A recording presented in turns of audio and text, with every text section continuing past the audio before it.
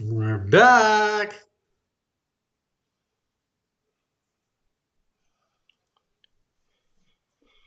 YouTube, what is going on? We're I think back. so. I think so. I'm a little sick. I'm a little sober, and I'm a little How's sorry, but I'm everybody here. I'm doing ready to go. tonight? It Let's is enjoy ourselves. myself, Anthony, Mike, almost mediocre sports guys. We are back, and I think we're gonna be back for a while. Mike, what do you think? I'm a little sick. I'm a little sober, and I'm a little sorry, but I'm here. I'm ready to go. Let's enjoy ourselves.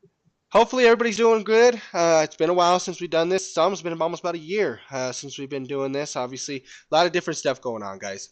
There's just been a lot of different stuff with myself, Mike, obviously working. Um, our schedules didn't line up the way we would like to, but now we're back to it. Looks like our schedules are going to line up great. We can get back to our Saturday night episodes like we've been doing, things like that. So hopefully we can get everybody back in, tuned in, get some more people out there to subscribe to us. Same thing as before, guys. We're back into it. Back doing what we were doing before. Get into some sports talk again. Obviously, we got a lot to get into. Haven't talked to you guys at all this season about football, so we're going to get into some Super Bowl stuff. Talk a little bit about how the season went a little bit. I know there's some talks about Mahomes and the GOAT debate and things like that in there, which we'll get into that. We'll figure out whether we agree with that. If maybe there's a little bit of crazy talk, I don't know, but things like that. We're also going to get in today about the LeBron trade. The fact that he was even up for grabs is kind of crazy to think about. Things like that. And then we're also going to get into what we call our beef of the week. Mike and I are going to try to do this segment. There's going to be two segments we're going to do, Beef of the Week. And we also like to do our top 10, where we're going to do just, it could be top 10 anything. We'll figure it out each week. We'll let you guys know. Today, our top 10 of the list is going to be top 10 sports broadcasters, basically, is how we'll put it out there, just announcers. Next week, we're going to do top 10 analysts. So it'll be two different things that we'll do, but we'll let you guys know exactly what we're going to do. Also, in the chat, let us know, too, if there's something that you guys would want us to go over. And it doesn't have to be sports related, guys. We will go into our top 10 movies of all time. If you guys want to, candies, fast food, whatever you guys want to hear, whatever you guys want to see, let us know. We'll take anything that we can, but we'll get into a lot of different stuff. Like I said, we kind of want to get back into this. We've been talking about it. We've been a great place ready to go. I know be. Mike's been ready to go, but how's everything going with you, Mike? Kind of let everybody know how things at least are going. that's what the travel channel tells me. I've been watching episodes. It looks like cool places to be. So that's been cool to watch. I got to say real quick, I didn't expect the turnout for our premiere episode coming back like I'm seeing behind me. Looks like a packed house. I'm stoked for this. I hope they got free tickets. It looks like almost like what the Rockies would hope for for any game opening day of their season. So, there we go. Like what the Rockies would hope for any game opening day of their season. Yeah. Well, that's how it looks for the Rockies. The first game like of the Anthony season was back talking at about, home, folks. It's and then as they we've both been busy this slowly, past year dealing with different responsibilities and those type of things. But we've been talking about getting back into this year over the last month or so, kind of reminiscing about how much we enjoyed it, and just sharing our thoughts with you folks, and obviously comparing notes and essentially just talking about what we always do. Whenever Anthony and I get on, this is what we do. I mean, we talk sports. Not so much hockey because we just hockey's hockey. But no offense to you puckheads, but that's just not our biggest thing. But sports in general is what we love and what we talk about. And again, we're just glad to be back, glad to be sharing. And hopefully, you folks are here with us to go on the ride. And let's just see how far we can take it. But I'm just absolutely stoked and could not possibly have a better co host to work this with. And that is Mr. Anthony Alvarez. I'm excited about that. And let's just get it going. But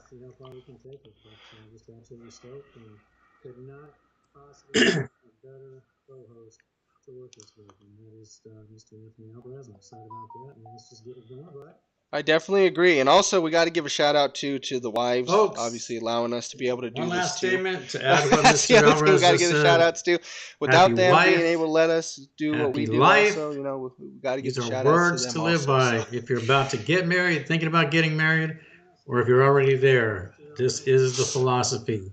Believe in it. Real.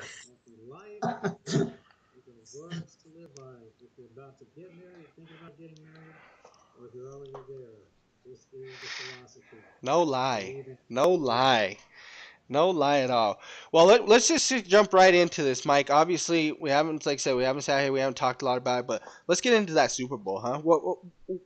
What were your thoughts of this year's Super Bowl? Obviously, anybody that didn't know, obviously it's Kansas City, San Francisco. Shanahan trying to get come Yeah. back against Kansas City, get his revenge I in that like we game, but talked about, but obviously it didn't turn out that way. I Obviously, probably Kansas City I coming in and probably sit in the negative scoring with this because to win the game in like you and I were overtime. talking about, I really hold What to were the your thoughts on idea the game, of Mike? dynasties. I like that idea.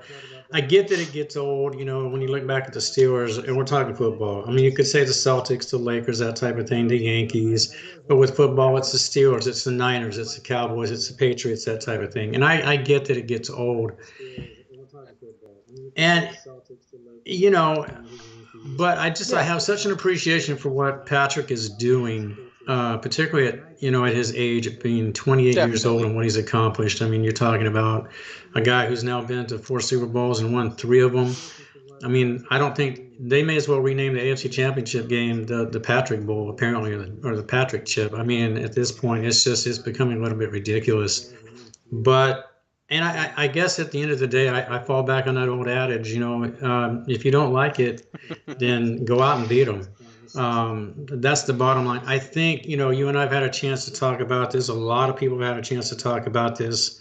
There's been a lot happen since the end of the game. From Wilkes being let go with San Francisco, which I disagree with. I think you do too, obviously. I personally think that's throwing somebody under the bus, making them a scapegoat for your own failures. I like Kyle. I'm not going to take away from Kyle. If he was available to coach my team, I would hire him in a heartbeat. But I just think there's politics involved with some of this to save face, and I think Yeah. Wilkes got thrown under the bus for part of that. Um,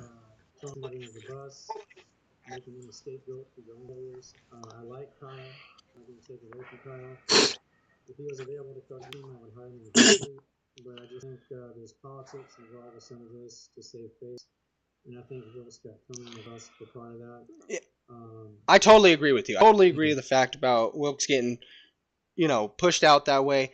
Obviously, you're talking about Shanahan, but I'm sorry, but I got to kind of push a little bit towards Kyle, and I didn't like a lot of the decisions he made in that second half. I don't understand the point of not giving your best player the ball.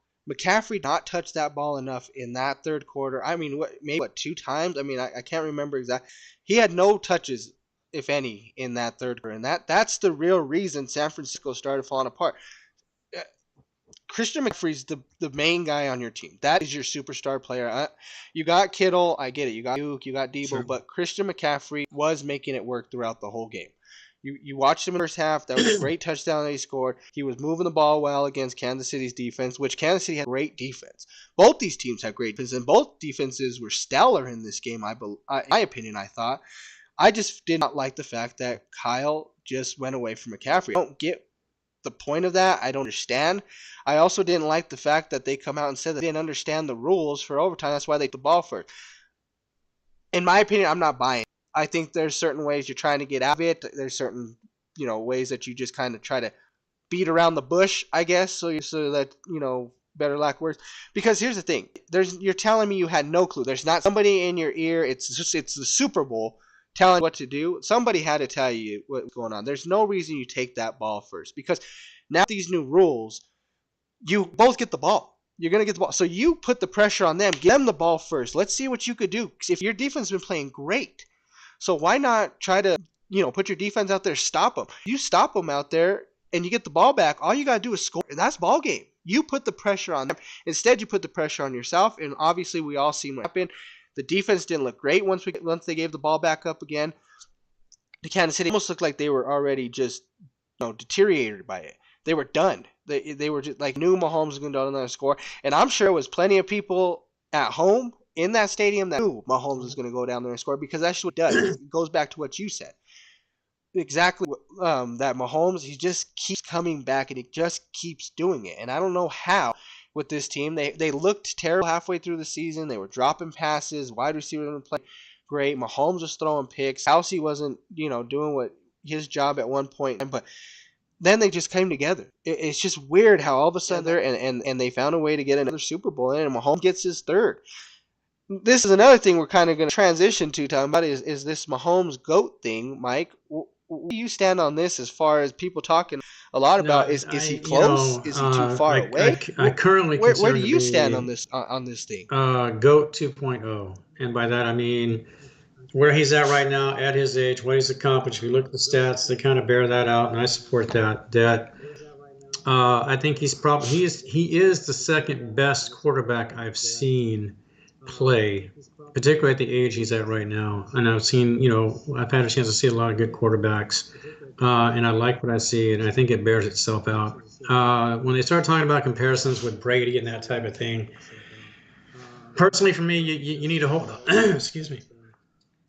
You need to hold off on that, because I think if we look back, whether or not he reaches 7 Super Bowl championships, or if he gets close with 6 or 5, or whether he gets 7, you still didn't beat Brady. You didn't beat Brady in the AFC championship games. You didn't beat Brady in the Super Bowl. And for me, that still lingers, and that'll still have to be a part of it. And I think that has to be put to the equation. Yeah.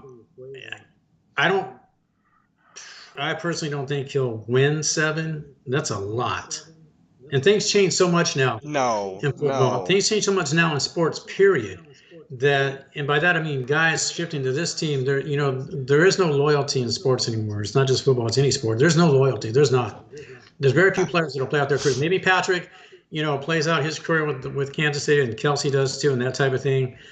But overall, the gist of the athlete is to get what I can get. And if it's with you, that's great. If it's not, then I'm bailing, I'm moving on, I'm going someplace where they'll give me what I want. And so with that factor there, it makes it doubly difficult. And I'm really curious to see what Patrick does when Kelsey steps down. That is a massive. Well, here's the other thing for me. It's not even just when Kelsey steps down. So here's the big controversy that went around. And also, Andy's not going to be there. This is exactly where I'm going with this. This is exactly where I'm going. Everybody talked about who's going to benefit more when Brady and Belichick are gone with each other, right? Who benefits from this more? Well, we've seen it. Brady was better after Belichick, and where's Belichick now? Belichick's out of a job right now in New England. Yep. Brady went ahead and won a Super Bowl against Mahomes, too. He beat Mahomes. And I'm sorry, but this game wasn't close. He beat Mahomes good. He beat him in that AFC Championship game you're talking about. So, I'm sorry, but if you're talking about go situation now, if Brady was below Mahomes, something like that, okay, you can push him up there. But I'm sorry, Brady's standing on the top of that mountain for a while. Now, here's the thing. Now I can get into some conversations. Now, if they come back next year, you three-peat, you get another Super Bowl MVP, and you're at 4 rings and a three-peat. Now we really do got something to talk about, because you're going to be the first person to ever have a three-peat, 4-time Super Bowl MVP. That's really, really good. So there's other things that go into it. His career's not over yet. How long does Reed have left? I don't think Reed has much more left in him, in my opinion. I think Reed maybe has 3 to 4 more years left. Kelsey, I don't know what they're going to do. I don't know how they plan on paying Chris Jones. I don't know how they plan on paying Snead. I don't know how they plan on paying Mahomes and Kelsey later on as this goes. Pacheco's going to need a contract as it goes down the road later on. There's so much stuff with this team, and that's what happens when you're such a great team and you keep winning. You got to start paying. These guys want more money. It's what you brought up again before. It's money. There's no loyalty because it's like, oh, I'm a Super Bowl champion. I deserve my money. I don't need to stick around, right? So for me, it's like I'm sitting here thinking about this, and I'm like, who's better? Is Mahomes actually that good and where he can be able to do well after Reed's there, or is Reed that good of a coach where it just makes Mahomes look good with the plays that he runs in his system? Yeah, that's where I want to see first. When it's all said and done for one of them, whether Mahomes says I don't want to stay in Kansas City and he moves on somewhere else, and does it, and if he can do it that same way, or if Reed says I'm ready to retire, he's there, somebody comes in. What happens then? Let me figure that out first. But I mean, obviously, like I said, they next year they come out again, they go and win 3. I mean, obviously, yes. Then we got to start talking about something at that point in time. yeah, and I think too, you made a good point about that with both of them actually. But I think Andy's already established a little bit of a success pedigree. You know, he's the only coach. Well, not me, the only coach. I got to correct myself here. There's been a couple others, but we're talking about Andy here. But you know, he coached Philadelphia in a losing effort against the Patriots in Super Bowl 39. So he's coached 2 separate franchises to Super Bowl appearances. Yeah. Obviously, wins with Kansas City and the loss, you know, with the Eagles. So I think he's already pre-established where he's at as a coach. I think as he continues forward, now there's talk that he could be considered the greatest coach of all time. I'm gonna hold on that a little bit. That's there's a ways to go there. You're talking victories, that type of Super Bowls, that type of thing. But it's there. And back to Patrick, like you're talking about. But I'm curious to see what happens. I mean, he's a Hall of Fame quarterback. He could quit now, and he's a Hall of Fame quarterback in my opinion. He's a first ballot Hall of Fame quarterback. That's what I've seen with this guy. Yeah, just like Kelsey's a first ballot, but Patrick is a first ballot Hall of Famer if he retired right now. But I do have those curiosities about what happens when these weapons, begin to leave. I'm now hearing talk that the enemy may come back. I would assume in the same role, which is curious to me. And that's a separate issue for another time with the enemy. I thought that was a failure on owners across the league that had vacancies available, that they didn't even reach out to this guy. And I understand there's been some issues with this, but I think the enemy should deserve a shot to at least see what he could do. But so there's talk about him coming back. I don't know if it's absolutely necessary. Maybe it is. We'll see. We don't know until it happens, but if it happens. But then real quick, back to the Super Bowl itself real quick. But, a lot was heaped on Kyle, obviously what happened with Wilkes. And I have to put a lot of the blame on Kyle. Again, back to what you're talking about with, you're the head of the football team. You're what everybody's looking to for the answers, the preparation, that type of thing.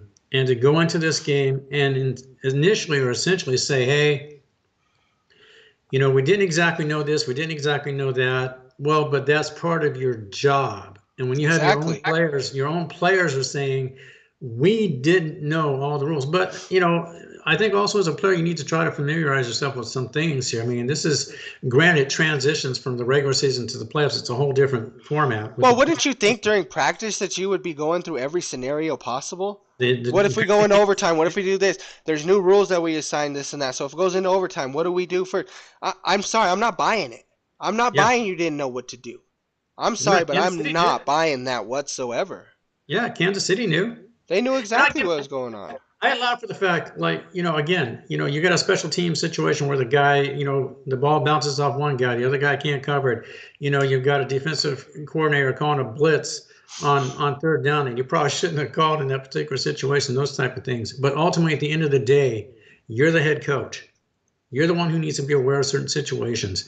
And it's your job to keep everybody informed. So as much as I love Kyle, in this particular instance, he's got to shoulder a lot of the blame for this. I think he does. I think you're absolutely right. He does need to shoulder a lot of it. Yeah, and real quick, but and we can go forward from there. But Kyle also is now dealing with history, and it's his personal history. You've lost bad in a Super Bowl with Atlanta is the offensive coordinator. I mean, bad, and you weren't the sole contributing factor to that. But the bottom line here is you were part of that failure. You allowed. I totally agree, and I have no problem saying that he was a part of this. The one thing I will say about Kyle though is at least his losses have been against legends, Yeah, if you yeah, put it. I yeah, mean, yeah. because you got to think about it, right? That he blew the loss, but he lost to who? Brady and Belichick, right? And he wasn't Yeah. even he was an offensive coordinator at that time. He's calling plays this that. I think they were just too conservative. I think that's just what it. And I think that's the problem with Kyle is he does get to that point where he thinks he doesn't want to. I don't know how to. I guess he doesn't want to make the bad play where all of a sudden it's just like, man, I shouldn't have made that call, and now there's a turnover. I think when he was like, okay, we're up 10-3. I just want to try to let this thing kind of ride out and just see if we can win it with the way our defense has been playing. But so you can't do that. Not against Andy Reid, not against Patrick Mahomes in there. You cannot do that against them. There's a lot of teams you can't do it against, though. If Buffalo's in there, Baltimore's in there, you can't play that kind of game. Again, you just got to keep doing what you normally would do with that team and run Mhm. out there and win. Who cares if it's not go out there and just you're trying to beat the heck out of this team. You don't want the game to be close. I'm sorry. I mean, maybe obviously the NFL wants it to be, ratings want it to be, they want the game to be close. But if as a team in the Super Bowl, you'd want to just go out there and take care of business, win Yeah. the game 45-0. That way, there's nothing to worry about. The game's over. You get a Super Bowl, right? That's what you're supposed to go out there and do. Kyle doesn't do that all the time. He's a little bit. I think, like I said, he's just a little bit too much conservative at times. Like I said, that's Yeah. why he loses to Brady. He's lost to Mahomes now twice and Andy Reid. So I give him a little bit of slack there only because of the fact that you're playing probably the second greatest coach ever. In Andy Reid. Mahomes could be somewhere in the top 5 to top 3 here soon if he's not already there. Then you're playing against the greatest quarterback ever and the greatest coach ever, and you've lost those 2 games. Little bit of slack there, but it doesn't take away what he's done. It doesn't take away the fact that he doesn't know what's going out on the field at overtime, things like that. I don't buy Yeah, and I'll say this. This is the other concern I have with Kyle. You and I talked about this. I really do begin to wonder if Kyle. There's two things here we talked about, but the first one is I really do begin to wonder if Kyle reaches points where there's a pressure aspect, in this big game in the Super Bowl. Things get tight. Do it. you Yeah, tighten up? Because you had a philosophy that was working in the first half. And yeah, like you're talking about, but you absolutely did nothing to make any type of adjustments. Necessary, not either team made massive adjustments, yeah. but there's something that's missing here because you're showing me anyway. My impression is that you're showing an ability to allow pressure to affect you in these situations. You begin second guessing yourself, kind of like what you're talking about. Yeah. But another thing that you and I talked about too was I really do begin to wonder if the Patrick Mahomes mystique is beginning to creep into this. You have a lead, but if things even remotely begin to shift, do teams and coaches begin to panic because this guy is like this gunslinging killer just waiting. There's Yeah. nothing that affects this dude, apparently. Nothing that affects Oh, this guy. I'm It with you does on not that. matter. I'm watching this guy, and there's absolutely no fear in his eyes. It doesn't matter when. Cold It blood. does not No. matter when. Even when they were at the beginning of that game, he couldn't get anything going.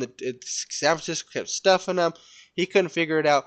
There was nothing in his face that was just like, man, I don't think we're going to win this game. And I've seen that look. And this is kind of why I'm okay with somewhat of the conversation because, like I said, I've never seen Mahomes look scared. I've never seen him think that he's out of game. I have seen that out of Tom Brady before. I've seen him against Yeah. Denver in that 2015 AFC Championship game where he looks over at Belichick and McDaniel and he's just like, "What do we do? I can't throw the ball. Vaughn's back here with me. Ware's back here. It's Talib's knocking down passes. TJ Ward's over here knocking out Gronk. He didn't know what to do. He looked over like I have no. I've never seen Mahomes have that look that he had no clue what to do or he was afraid that I just don't think I'm going to win this game. I've never seen that Yeah. from him. Yeah, and the last thing I'll say about Patrick, killer instinct. You know who he reminds me of? Look at the guy right behind you. Yeah, yeah, That's exactly this guy. yeah. He's just got that killer mentality. No let up, take you out, put the stake through your heart, and let's move on. I love it. I I really do. agree. Totally agree with you, Mike. Well, no, that's good. That's great. I'm glad we got get into talking about this And again real quick for before we sure. move on, but Anthony and I promised ourselves that we wanted to acknowledge the unfortunate happenings in Kansas City after the Super Bowl parade. It's a lot of people have spoken about it. Unfortunately, one life was lost. Other Yeah, people were injured, but on the upside, those that were the others that were injured are going to recover completely. And obviously that involves some children. But you lose one, you lose too many. And it's a tragedy. It's unfortunate that in today's society we have these problems that we can't even come together as fans and individuals and celebrate a moment. It's just got to definitely. be corrupted by people with bad thoughts and bad intentions. So our sympathies to the families of the people that were injured, and certainly to the family of the lady who lost her life. For sure, definitely. Condolences out to them. Well said, Mike. For sure. Let's just hopefully, guys. Let's just do a little bit better with our teams when we win. For sure. This a lot of us we've been sitting here watching them since we were babies, things like that. We just enjoy the sport, enjoy what's going on. When your team wins, sit there and you know, just go out there and just give us the wave and say thank you for what you've done. We appreciate everything and thanks for bringing a championship. That's all that needs to be done. Head on home and enjoy the rest of the night with your family and friends. That's what it all should come down to in the end. Yeah, folks, remember whether your team wins or loses, it really doesn't change your life, not your personal life. It's a Yeah, great moment. that's true. The sun still comes up. It's another day, but at the end of the day, sports can't be what makes us happy or sad or makes our overall lives better or worse. It's a great distraction, but it's a sport. Let's enjoy it. Let's celebrate for what it is. But let's appreciate the people around us too, because a lot of us are just trying to celebrate and have a good time. So let's try to remember that. Definitely. So recently, Mike, there was a talk about LeBron heading over to Ah, here we Golden go. State, right?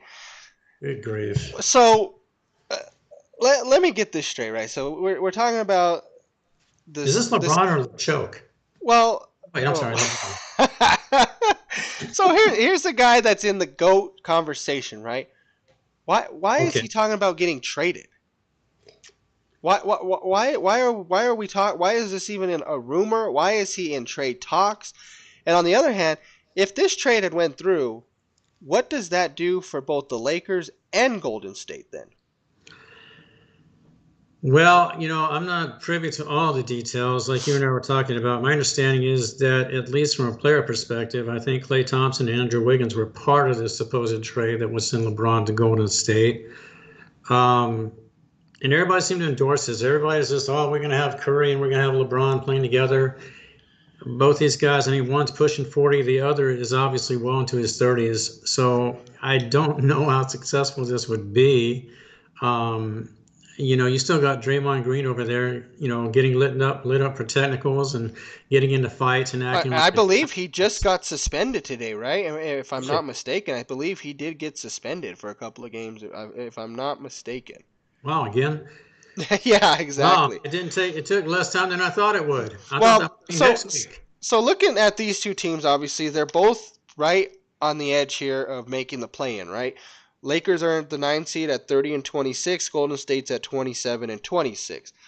About even on the teams here. Obviously, I think you were saying Wiggins and Clay were kind of a swap here, but for me, obviously, I think this makes Golden State a lot better if this trade is done, right? Because obviously you're adding LeBron with Steph. And here's the thing, and this is why I believe this helps Golden State more. This is going to help Steph more because here's the thing. Now Steph's controlling that whole entire team right now. I mean, he's putting them on their back. He's got them where they're at right now. Um, you're gonna take the ball out of his hands and give it to LeBron to bring it up more and let Steph just kind of run around and get shots open. Obviously, like I said, LeBron's top three best passers we've ever seen play this game. Um, and you got Steph Curry there, and you're just going to allow Steph to just kind of get open and let LeBron kind of run the offense and let him get open for threes. So then at that point, you're going to have to worry about the three ball. You're going to have to worry about LeBron driving at that point in time. But I don't think, obviously, these trades don't obviously make or break the team. I don't think either team obviously runs off and wins the finals. Like if LeBron does go to Golden State, I don't think Golden State runs through the West now and all of a sudden becomes contenders. They're probably still going to be in that maybe 7-6 range as the seed, because I'm sorry, but Minnesota is playing great. Oklahoma City and the Clippers, those three teams are playing absolutely out of their minds right now. Denver's on a fall right now. I know that they've lost like their last 3 in a row. They've been like they're like 5-5 in their last 10. They haven't played great. Phoenix back and forth with them. So I think this really does make Golden State better in this trade if that was to have gone through. Obviously, my big thing is I just don't understand why this was even in the talks, in my opinion. Well, first of all, I mean, here's my thing with some of this. Now, if you go back to, it was either prior to the start of this season, I think this has come up twice. Prior to the start of this season, and even when we go back to the start of the 2022-23 season. All right. So it was put on record. Steph really didn't want anything to do with this. He did not want LeBron on the team. There were various reasons for this. Some probably true, some not. Obviously, you never get the full story. Bottom line, I got to believe to a degree, Steph probably looked at this as a distraction. It probably really didn't. I think he really believes in the cohesiveness of him and Thompson, and Draymond. I really do think that these 3 feed off each, and they really believe that as long as they have each other, they can still win a championship. I disagree. I think they're past their prime. You got Thompson coming off the bench now. Granted, he had an electrifying debut off the bench. I think it was last night. But Steph was opposed to this. And, and when it was initially, brought to him, would you be receptive? No, I don't want this. I don't need to do it. I don't think there's actually a likeness for each other. Well, do you think they could play well together or no? You don't think they could play? I think they're professional enough to play together, but I just don't know. We're seeing some of the effect, and I'm not comparing Giannis and that type of situation with Milwaukee or what they're doing there right now with that whole situation to what would potentially be LeBron and Steph. I get it. I think they could make it work. They're professional ball players at the end of the day. If everything's right, you're playing for one goal. The flip side of that is also, I don't believe Anthony Davis carries a basketball team. LeBron steps away. Anthony Davis, I don't believe, carries a basketball team, not to a championship. He's carrying that team. He's helping to carry that team. he's carrying that team. But when you put that sole responsibility on this guy, I don't think he wants it, and I don't think he'd be capable. Well, no. See, the thing for Anthony Davis is the best thing that could ever happen to him was going to the Lakers. Sticking around in New Orleans wasn't going to cut it for him. He's so injury prone. This that. Now he has a kind of a way to let it out because he's got other players around him. They can he's playing with LeBron, so everybody. So even though he's still Anthony Davis, that still falls when they lose on LeBron because it's LeBron James. He's still the man. So that's the thing for Anthony. As long as they're not jumping on him, because what happened when he was in New Orleans? It was, well, when is he going to play? When he does play, he's playing great. He's trying to carry New Orleans. He hasn't done well. He doesn't like the media. He doesn't like people on it. He doesn't like the pressure. Nope. AD cannot play with the pressure, so he needs somebody else to scapegoat him. And that. So I agree. He's carrying this team, but yes, he needs somebody to scapegoat for him. And here's the other part of this. Why, again, why do we need this? Why do we need, and again, and we talked about this. You had a fantastic segment that we did last year where you listened. It turned out to be the top 12 basketball players of all time. It's phenomenal, folks. If you get a chance, go back and look at it. Anthony did a phenomenal job with this. It's one of the best lists I've ever seen as it relates to a top 10. In this case, it's top 12 that Anthony put together. But my bottom line with this is I can recognize LeBron's achievements. I told Bud, I said, I've got great players, superstars, and legends. In my opinion, LeBron will never be a legend. Legends, to me, change the way the game is played. Steph Curry has changed the way the game is played. Michael Jordan changed the way the game is played. Kobe Bryant, Bird, Johnson, these guys, you change the way. LeBron has never done this, and I don't care who chimes in on this. You will never convince me that he has changed the way the game is. The only thing he's changed is the ability to flop. and load management. Those are LeBron's contributions to the game of basketball from that aesthetic, but nothing in a positive for me personally. But I don't understand why we have to fall back on this. LeBron's got to go and team up with this guy. He's got to team up with that guy. Why? Why do we need this? This is absolutely ridiculous to me. This is part of the problem we're having now. And now look at what we have with Milwaukee, what we have with Phoenix. You're trying to build these super teams. Why don't we just look at it more realistically and let's try to have a balanced league? Everybody needs this. I mean, there's markets that don't support this, folks, and we need this because it's what helps make sports great. Is literally believing we've had that this your talk. team has a We've had this chance to talk win. about this over and over, right? This league has, and it's not just the league, the NBA. It's all sports around the. Yeah. We just had this talk. Look at the Dodgers, right? Dodgers go and sign Ohtani. They have all this money to sign Ohtani, to have Mookie Betts, to have Clayton Kershaw, to have all these guys on their team, right? How? And for what reason? Why do you need to have to create this super team? And here's the thing. LeBron's the one that kind of, in a way, started this super team thing. Yeah. Okay, right? This is where it all started from in the first place. But that's the thing.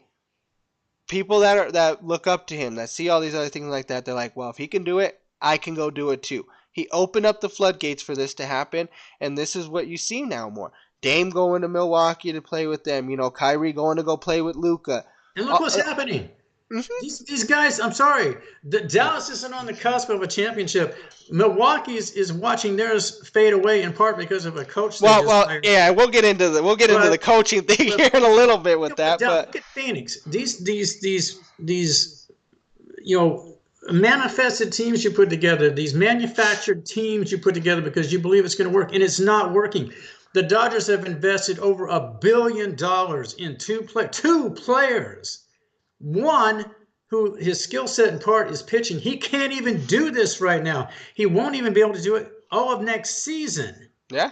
This is what you invested in. Yeah. Over almost $1 billion in one guy to not even be able to perform 50% of what he's capable of doing because of the injury. You're right. $1 billion for two baseball players. It's insane. And back to your point, but this is the LeBron effect. Not the $700 billion. That's a whole separate issue. But that's where everything is gearing towards now. Patrick Mahomes has a $500 million contract. That's only going to go up more as these other kids come into the league with these types of things. And this is the problem that we're seeing right now. And I don't for the life of me understand, back to LeBron, why everybody, whether it's LeBron, just him, or the fans, or what, just feel like, well, let's put LeBron on the team and we're going to win a championship. Folks, go look at history. He's not doing too well in championships. So I don't know what you're getting excited about. No, I mean, I'm with you. I get it. Obviously, we talk about it too, and we brought it up many times about why everybody thinks that he's going to bring a championship, and I get it. He gets there 100%. There's not a problem there. He's great at getting to where he needs to be. Sometimes we've shown that he's faltered though when it comes to the finals. I just don't think he's that guy right now. I think and granted, yes, he's still putting up the great numbers. I mean, he's still putting up 24, 8, and 6 or something like that. I don't know the exact stats for him, but from what I've seen here throughout the game, but he is on a decline a little bit. Yeah. Obviously, the Lakers haven't played as well, and and it shows. I think this was just kind of a let's see if we can mix it up for the league a little bit. I think people obviously want to see him and Steph play together. I agree with you. I don't think Steph wants to. Game. Well, yeah, and I don't think Steph wants to, and I think they went directly to Steph, and I think this had a lot to do with Steph. I think Steph decided to say, no, I don't want this, and I mean, I praise him for it. Steph wants to keep doing what he's doing. He's been with, it goes back to the loyalty thing. He's been with Golden State his whole career. He doesn't want anything else. I mean, I'm sure he gets a lot of the backlash when KD was there, and I don't think he wants that again to happen. Oh, you only won your rings because you got KD there. Oh, you only won a ring because LeBron decided to show up with you, this and that. He's won rings without him now, too. So Steph is just as great a player as a KD, as a LeBron. He's up there with the rest of these guys, with the Kobes and all this stuff, too. I mean, if it wasn't for Magic, he would probably be my top point guard ever, too. But, I mean, Magic did incredible things. It goes back to what you said. Magic changed the game. He was a big point. And, it goes back to that. Everybody's like, oh, we've never seen a guy like LeBron. And being 6'9" and run the point. I was like, go back and watch Magic Johnson with Showtime. I'm sorry, guys, but this has happened before. Magic Johnson was LeBron James. Now, was he as big and strong? No, of course not. Could Magic get to the hole the way LeBron does? No, he can't. But everybody has their own flaws. It doesn't matter what it is. Everybody has. Steph had a problem with turnovers for a while there. Everybody has their flaws playing this game. Jordan wasn't a great three-point shooter. Kobe's field goal percentage wasn't tremendously great. Okay? There's tons of different things about great players. There's certain flaws for them, but don't give me this whole spiel that this is the first time we've ever seen anybody like that. I agree with you. I haven't seen him change the game. He does great. He does things terrific playing the game, but it's not that he's changed the game. There's been 6'9" point guard. There's guys that have done triple doubles. There's guys that have gotten to to many of finals, things like that too. So stop with that whole entire he's changed the game. He's a whole different ball player. He's great. He's terrific. He's going to be top 5, top 3. I don't care. He's in that. He deserves to be up there when it's all said and done, and that's exactly where he will be. But don't give me this spiel that right now he can lead a team to another championship, that he can control a whole team. He's in the GOAT conversation. It's just not happening, and I'm with you on that. I won't change my mind at all. And like I said, and last thing I'll say is back to your point about him and Steph. Would they make the playoffs? Of course, I think they would. Obviously, if the rest of the team stays healthy and everybody produces like they're expected to, considering their positions on the team. Of course, Golden State wouldn't make the playoffs. Would they win a championship? I 100% say no. I really do. I do not see it.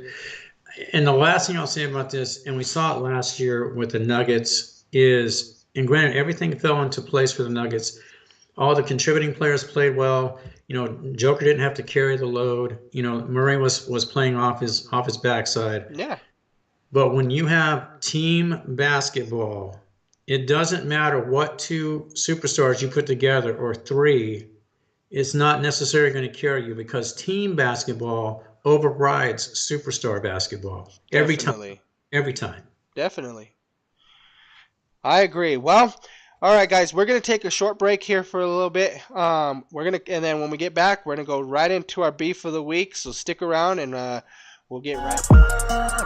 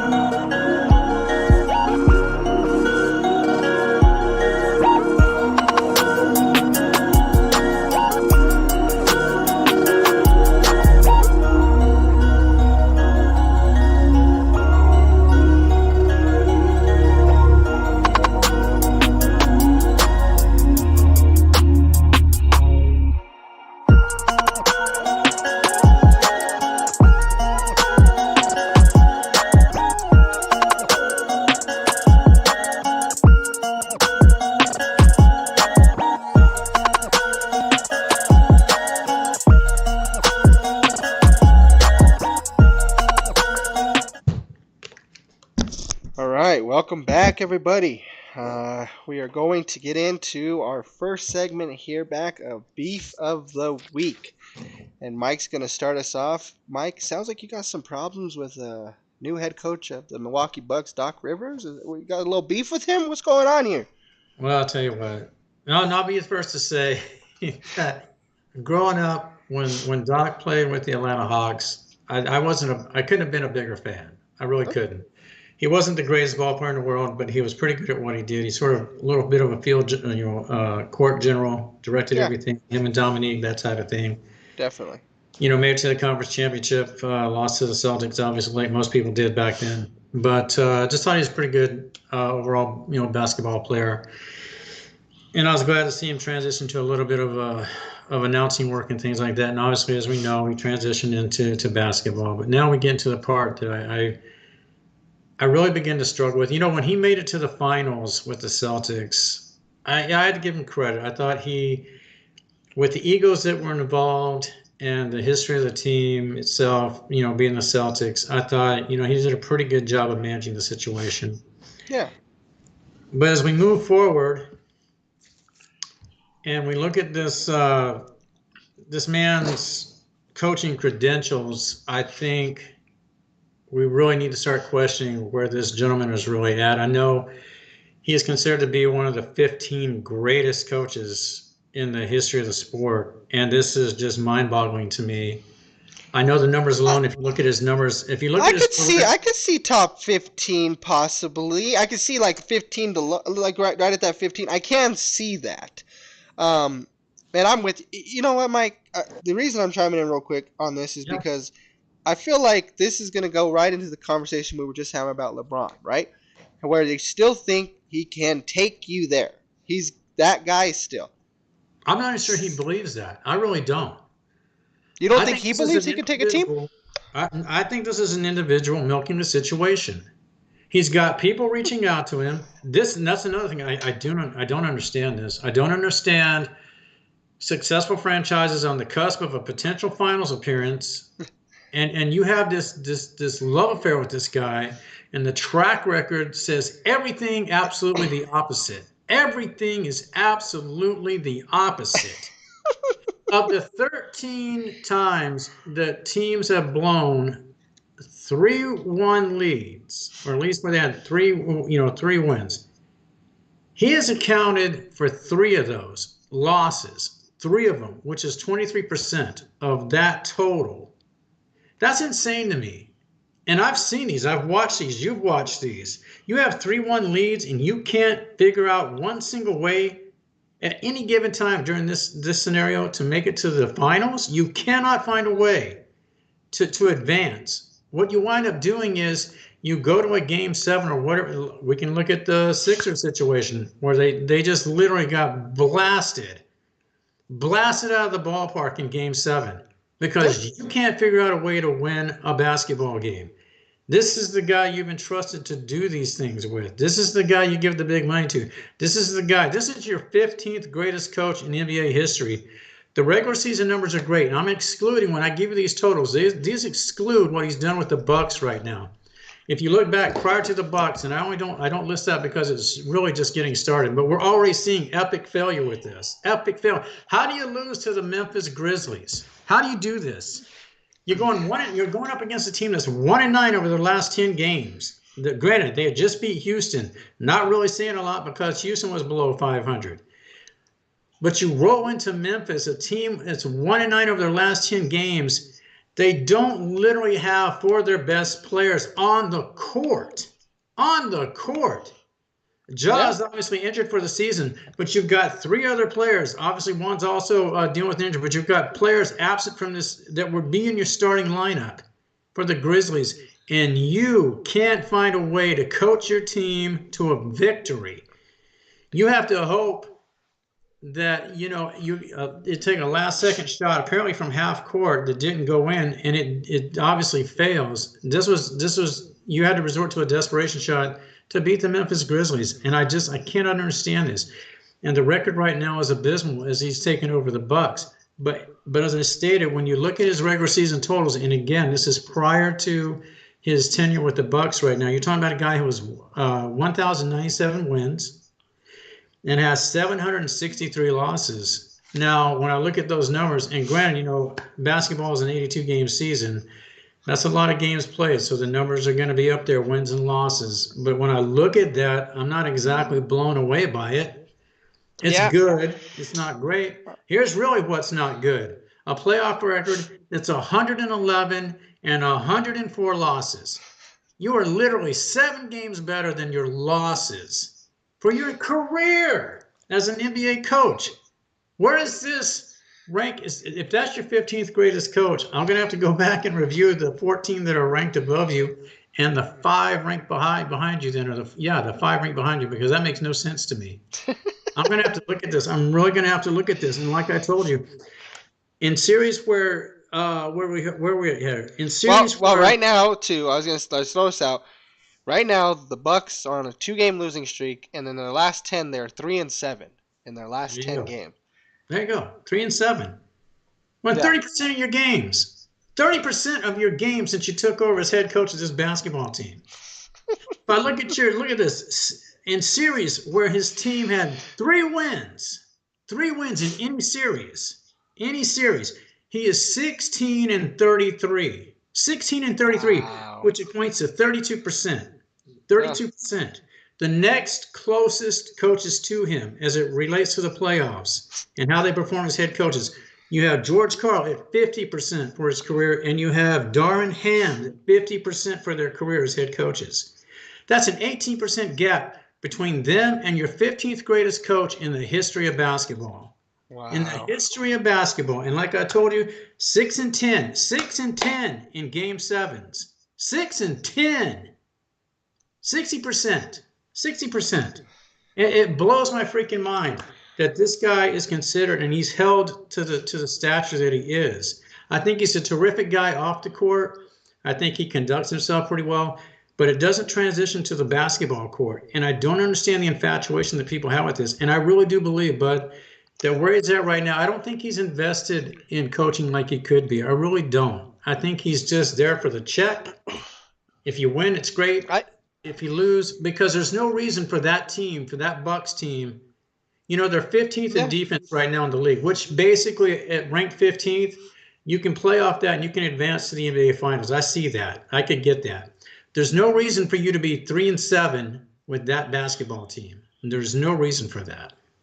I mean, I'm with you. I think you have a legitimate gripe here about this. I think you're onto something, especially about Doc Rivers. I think he is a little bit past where he's supposed to be. He's past his prime. I think they do give him a little bit more credit than what he should get. Like you're talking about George Karl and a Darvin Ham. Like George Karl, I don't think gets a lot of credit for what he does, but I would definitely say George Karl is a better coach than Doc Rivers. Yes. I would take him. I would take him over Doc Rivers for sure. I wouldn't hard. It's so hard nowadays because I think and like I tell you and I've talked to other people about this, is it's one of those things now where I'm about all the old head coaches. The old head coaches usually are the ones that take care of business, and he is considered a little bit of an old head. So I kind of was wondering exactly what this would have done for him, because I know that he's very good and known for having like some good defensive coaching and stuff like that. And like I said, they're 15th and stuff right now. But I thought him teaming up with Dame and Giannis was going to be actually nice for all of them. I thought maybe this could have been at first that maybe it could have been something that could have worked out for Dame to maybe say, hey, we can get him a ring finally. But the more I start watching this Milwaukee team, the more I seen it just kind of fall apart. It's just, man, I was like, maybe this wasn't maybe the Dame trade wasn't the right move for Milwaukee. Maybe even the Doc Rivers going there. I mean, maybe all of it wasn't right for them, but something is definitely wrong in Milwaukee, and the only other new source is him. It wasn't that Dame and Giannis were playing terrible with each other. They were playing very good, actually. I mean, they held number 1 seed for a few weeks there and stuff like that. But once he came in, it's just that changed everything at that point. And that's one. This is what I don't understand with this. Is again, like you just mentioned, you have this talent, and I really do believe. I also struggle with the fact that when you have that type of talent, and what is his comment at the end of the loss to the Grizzlies? Basically, he literally says, "Well, we had guys that checked out; they were already in Cabo, on vacation." Well, part of your job as a head coach is to motivate them and to make them understand the importance of every game. And I understand that stuff in today's NBA because we have players, that they beat to their own drum, so to speak. It's hard to motivate them certain ways. But again, much like we talked about with Shanahan, you're the head coach of this team. This is who they're supposed to be looking to for the advice and the guidance. You don't give that. You, Yeah. you criticize, and you routinely throw players under the bus. I have never heard this man, and I could be wrong. I could be wrong. I've never heard this man take the full credit for where a team is failing. It's Nah, always something else. We're yeah. not motivated. They're not motivated. We missed this. We missed that. But I don't hear him saying, "Man, yeah, I gotta put it out there. I did not prepare the team properly. Uh, Yeah. I'm not living up to what was expected of me. Essentially, those type of things. Not quite as dramatic as that, but I don't hear Doc acknowledging, any of his failings. It's I'm with the you. players. Yeah, I'm with you. Like I said, I'm with you on this one. I think you do have a legitimate reason to have some beef with Doc, I guess is what I should say. Great egg, But no, great egg. I'm with you. Yeah, exactly. I'm with you on that for sure. So good one, Mike. I like that one definitely. Look forward to see what you got going for next week. Definitely on that. But we're gonna move on to my beef of the week. I don't want to take too much time on mine or anything like that because I really kind of want us to get into this top 10 list here. But mine is definitely gonna be something that a lot of people are probably not gonna enjoy or like or talk about. But this whole Taylor Swift thing, Mike, is just starting to get out of control. Okay, You're about to upset Swifty Nation, I brother. have and that's fine. That's fine. I understand the Swifties and I get the whole point of this, but here's my thing. Okay, I have no problems with them having a relationship. No, You not at love all. who you love, and you do. If that's who makes you happy, so be it. But I'm sorry, I do not need to see her 500 times while watching a Kansas City game. Even at the Super Bowl, as many times as she is seen in the Super Bowl, there are so many iconic people there. LeBron was there, Jay-Z, Beyonce, obviously Usher did the halftime show. Why am I sitting here watching her throughout the whole game? Mahomes breaks off for a 35-yard run, 30-yard run, goes down, slides. They show her celebrating. Why are they not showing his wife? Why can't they show her? It's Mahomes that took off the run. Kelsey didn't catch that. Her dude's over there running around bumping the coach because he can't get the ball.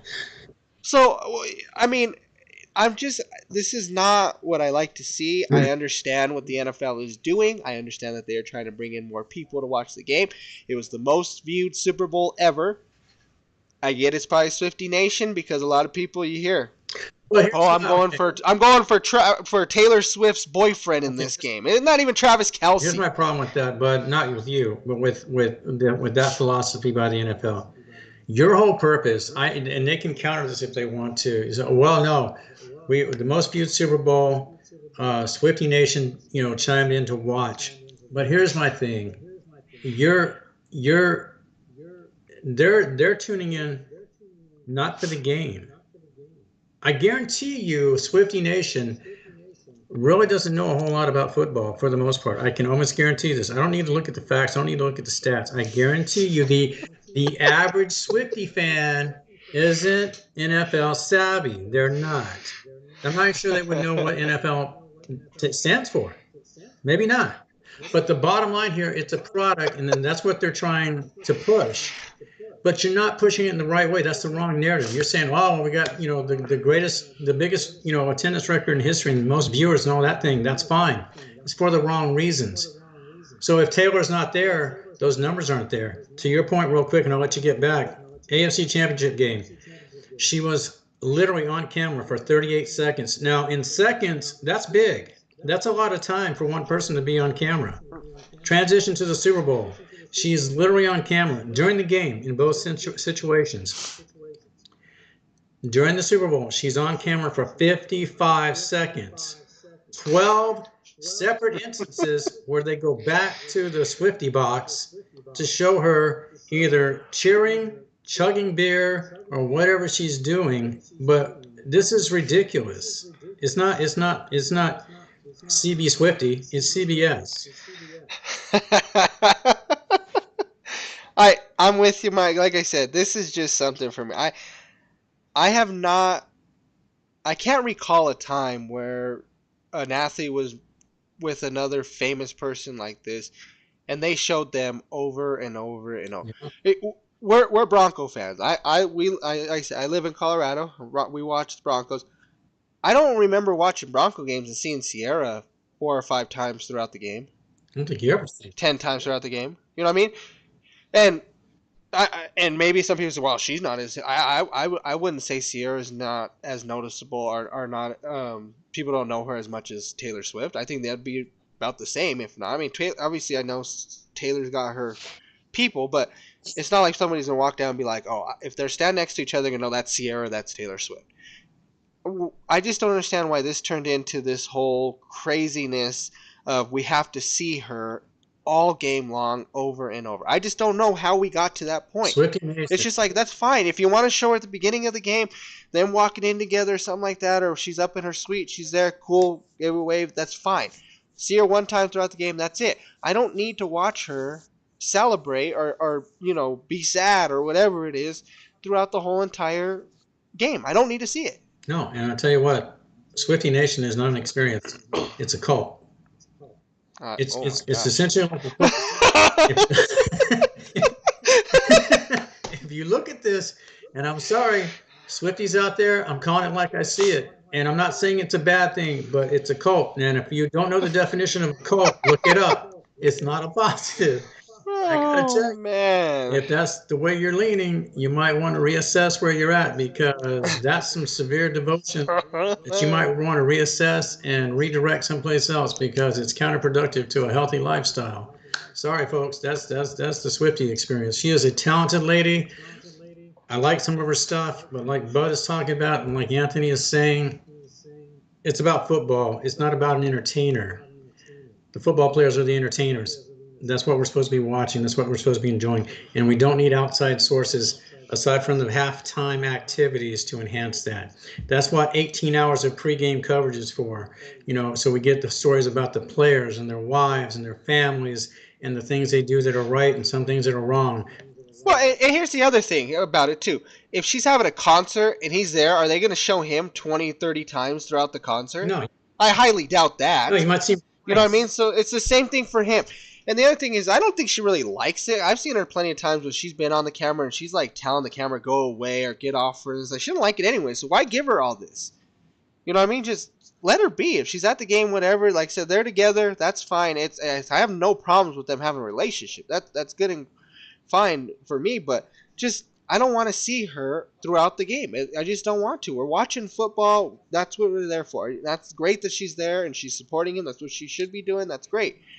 But in the end, I just don't need to see her 40 times a game. No, and again, our comments aren't directed, mine or Anthony's aren't directed directly at Taylor. From what I hear, she's, for the most part, a terrific person. Some of you may know, you may not know. She had 2 separate donations of $50,000 that she had presented to the family of the lady whose life was taken at the Super Bowl parade. So Taylor's generosity speaks for itself. And I've heard other stories about Taylor as well. So she's a phenomenally talented lady. Anybody that can draw 96,000 fans in Australia to a concert, that speaks volumes about who they are as a performer. I mean, that's like. That's true. That's like Stones and that type of thing. I mean, you just don't see crowds, show up for things like that. So she's an incredibly talented lady, but her venue is completely different from what Kansas City's is and what football is. And I think ultimately we just need to keep those separated. I think it's in the best interest of football in particular. Yeah, no, great definitely. point, bud. Great point. I get it. It's a good beef. Yep. It's that's prime. That's prime grade A beef. Yeah, no, definitely. So, well, guys, we want to end our show like we said. Every week we're gonna do it. Just kind of like to end it off with the top 10 list for us. Today is gonna be our top 10 announcers. So we're gonna get into that now. Like I said, we're gonna do this every single week. Next week we've already talked about it's gonna be analyst out instead of announced. It'll be analyst, and then we'll think about what to do come next show when we do it and talk about the analyst. We'll tell you what our next one is. And like I said, if you guys want to, please feel free in the chat to let us know if there's anything you'd like us to go over or stuff like that. Or when we do these lists, send us your top tens also. Let us know who you guys enjoy listening to. Maybe somebody that we didn't mention on the list, something like that from another sport that maybe that you're into or something like that. Please let us know. We will love to take all that information in too for you guys. So we're gonna get into this list. I'm gonna actually start off with a couple of people that didn't make our list that I thought maybe we could kind of talk about just a little bit here and there. Um, on here, Mike. I think one of them on here that I seen that we didn't have was Mike Tirico. I thought was actually one that was a pretty good announcer that neither one of us put on the list. What do you think about Mike I really do like Tarico a lot.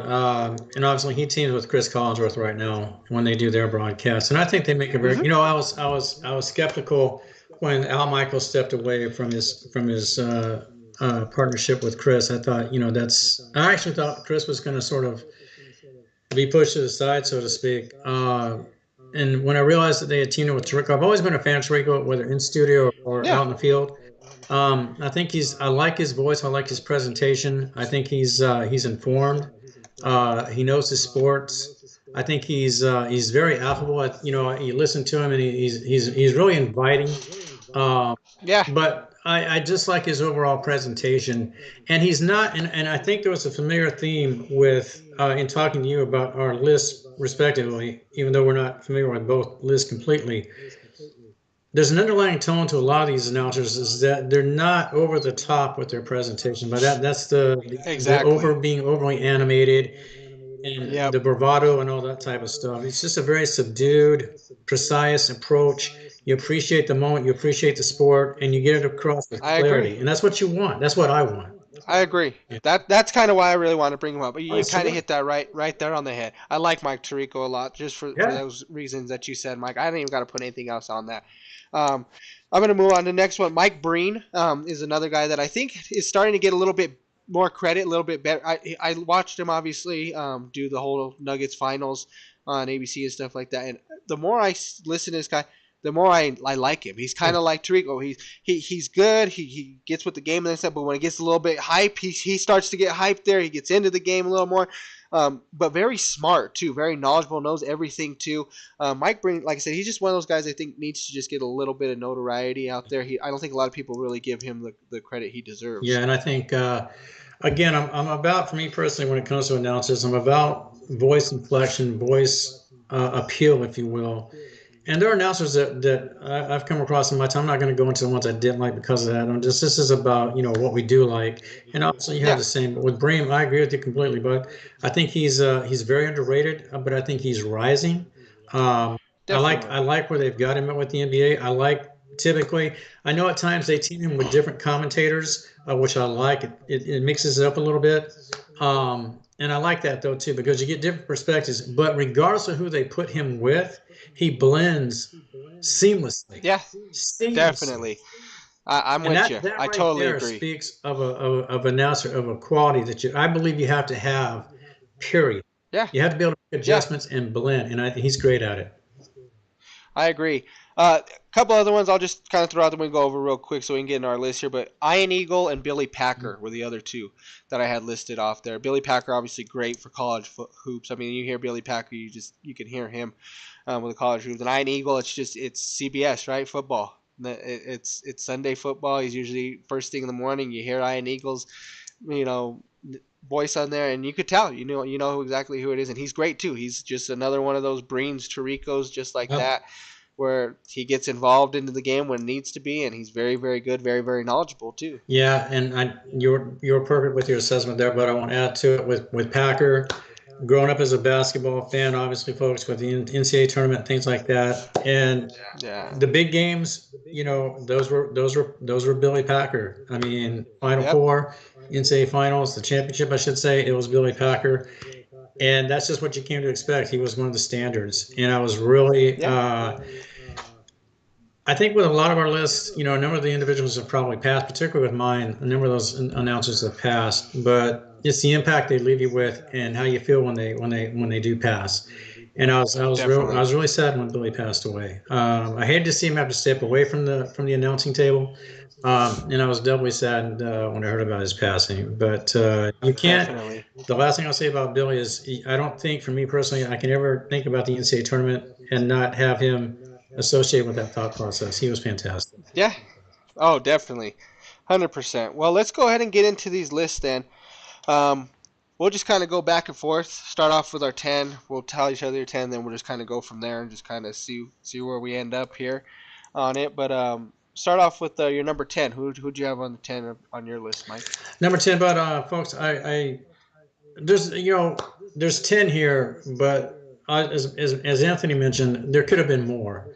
But typically, the process is you like to go with your top 10. We could have gone 15, maybe even 20 as far as overall favorite announcers. But at the 10 spot for me is a lady that I became familiar with her, I think, with college initially, and then she transitioned into the NBA ranks, and that's Doris Burke. And I Yeah. am just an enormous fan of Doris. I think for me personally, I think maybe a pioneer is a little bit of a strong word to use for her, but I do believe she's helped open the doors for other female announcers, certainly in the analyst field commentary. I think we're seeing more of Definitely. that now, and I think Doris was a big part of that door opening. And she continues to showcase her abilities as she works her way up. As we see now, she does literally she announces basketball games, and she's absolutely terrific at it. She knows her stuff, and that's a cliche statement, but the lady really does. She's fluid. Again, another person. It doesn't really matter, and that's a common theme here. You put them with whoever you need to put them with. They make it work, and there's this Yeah. fluid transition to it. But she's very thorough in what she does. She has an appreciation for the game.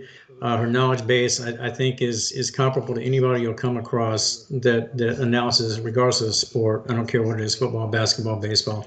She's terrific at what she does. And I would love to see her reach the point where, again, not to step on toes, but if you told me Doris was going to be put in the position of at least occasionally announcing, an NBA final or something like that, hey, thumbs up. Let's let her run with it because she'll succeed at it. She's Oh, I think she can get there. I think she'll be there someday. I can she's see it. phenomenal.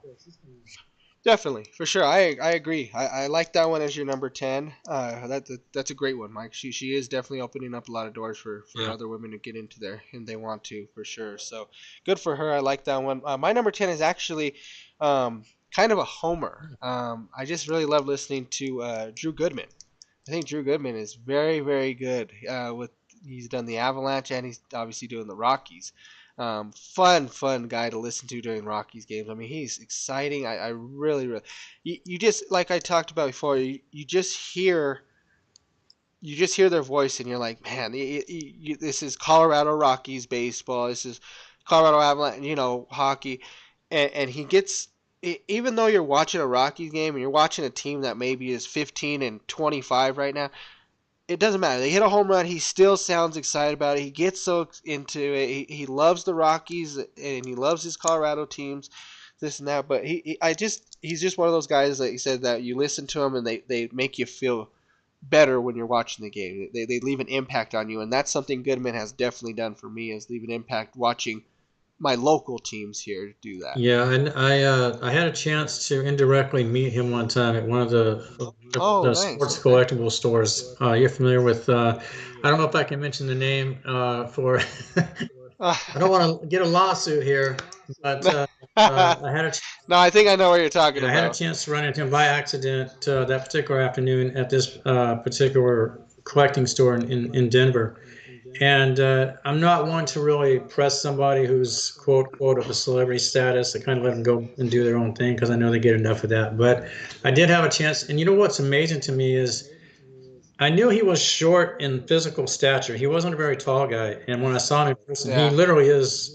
I'm about 5'7", and if I recall correctly, I think he came in at around 5'5", maybe 5'6", something like that. So he's a short Oh, person, okay. but Yeah. I listened to him interact with some of the employees at the store and a couple of other customers, And really, if you just listen to the man, to your point, there's a real enthusiasm there. He just Yeah, loves sports. He loves Colorado sports, and he really knows what he's talking about. And from a yeah. local standpoint, he's pretty much a legend, really. Oh no, definitely, I agree, totally. So moving on, let's go into our number nine. Who would you have there? I don't know how many people outside. I don't know how nationally known Gus Johnson is, folks. I'm more familiar with him obviously through football, and I know Anthony is very familiar with him too. I don't know that he would technically be considered maybe top 10 on a broad vote, if you will. Maybe he would. I like Gus. I like, as Anthony and I talked about, this is the guy on my list that carries the most enthusiasm for sports. When I Totally listen to agree. Gus, I'm listening to a fan of sports, a fan of football. Like I told Anthony before we got on, I said one of the cool things about Gus, it's almost like, whatever stadium he's announcing from, he's almost like not necessarily rooting for the home team, but you almost kind of wonder if they just did pull a fan out of the stadium, the stands, and just say, "Hey, you want to come up and broadcast this game?" And the guy's just like, "Man, I'd love to do that." So you put Gus in the box, and he just goes, and his enthusiasm is almost infectious. I mean, Yeah, it's like I'm with you. it's just, I'm you with can't you. even if you're a novice to sports. I don't think you could sit there and listen. You might think he's crazy, but I think you'd also say, "Man, this." I don't think you could help but get excited. I mean, Yeah, I'm with you. Yeah, I've heard him do that, and this is funny. He is my number nine also. oh wow, We both have him at the same spot. So I'm with you. I totally agree. oh, There's nothing better than watching this guy just get excited because it pumps you up. I'll never forget he did, and I wish I could remember the year it was.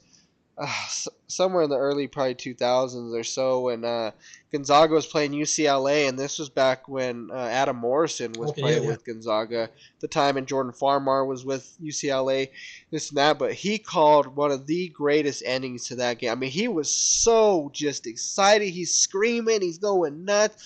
I mean, I'll never forget that. And like you said, there goes back to it again. There's people that leave an imprint on you. Every time you listen to him, every time you watch it, it's the same thing. You don't get anything different. No, It's the same energy every single yeah, time. and it's not even like the game-winning touchdown or anything like that, or the game-saving interception. This is any play that results in a touchdown. I mean, this this Yeah, is this is McNeese State playing, Akron. I mean, this guy is there treating it like it's an NCAA championship game, and exactly. how can you not love that? How can you not love that enthusiasm? 100%. And I really wish. I don't believe Gus receives the platform that he's deserving of. I mean, I don't think he's No, considered top not tier. even close. And that's unfortunate because I think when people look back, I to this day, folks, I've whether it's depressing or not to say, I've viewed a lot of sports in my lifetime, but this particular individual is the most exciting announcer that I've ever listened to, and that says a lot because I've listened to a lot of great ones. Yeah, We both have, and that's what part of this is about.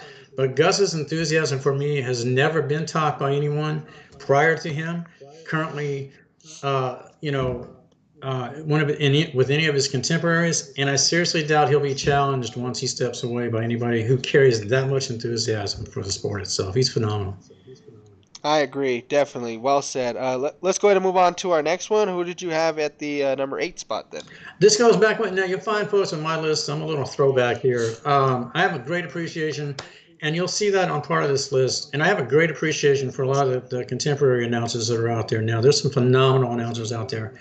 But as Bud, mentioned when Anthony, we talked about this list. This is who we like. This is who left an impact on us, respectively. Growing up, or even once we reached adulthood, just for what they bring to the sport. But at number, what is it, 8? Keith Jackson for me uh, was the standard. Let me tell you about a Keith Jackson. Yeah, yeah. Bumbo! Almost like a soccer call. And he wouldn't stop until it was decided.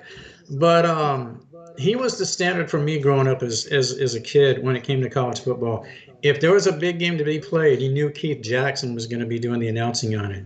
Yeah. Ironically, uh, I vaguely recall when he first started, he was doing Monday Night Football. He was part of the very first Monday Night Football Yeah, broadcast, yeah, along with Howard Cosell, and I think there was one other individual. It might have been Don Meredith. I can't recall, but Keith Jackson was the primary on that. So he obviously dabbled in the NFL, but he became, almost revolutionary for what he contributed to college football. And yeah. it was just, like I said, if there was a big game to be played, Keith Jackson was going to be there. I knew that if USC and UCLA were playing at that time of the year, who was covering the game? Keith Jackson. If Michigan's playing Ohio State, who's going to be there? Keith Jackson, that type of thing. Nebraska, Colorado. Keith Jackson was the guy. And you knew Yeah. if Keith Jackson was in town to call your game, it was big time. This was showtime. I mean, and he was so articulate what he did. Again, very low key. He could bring the moment to life, but in a very subtle way.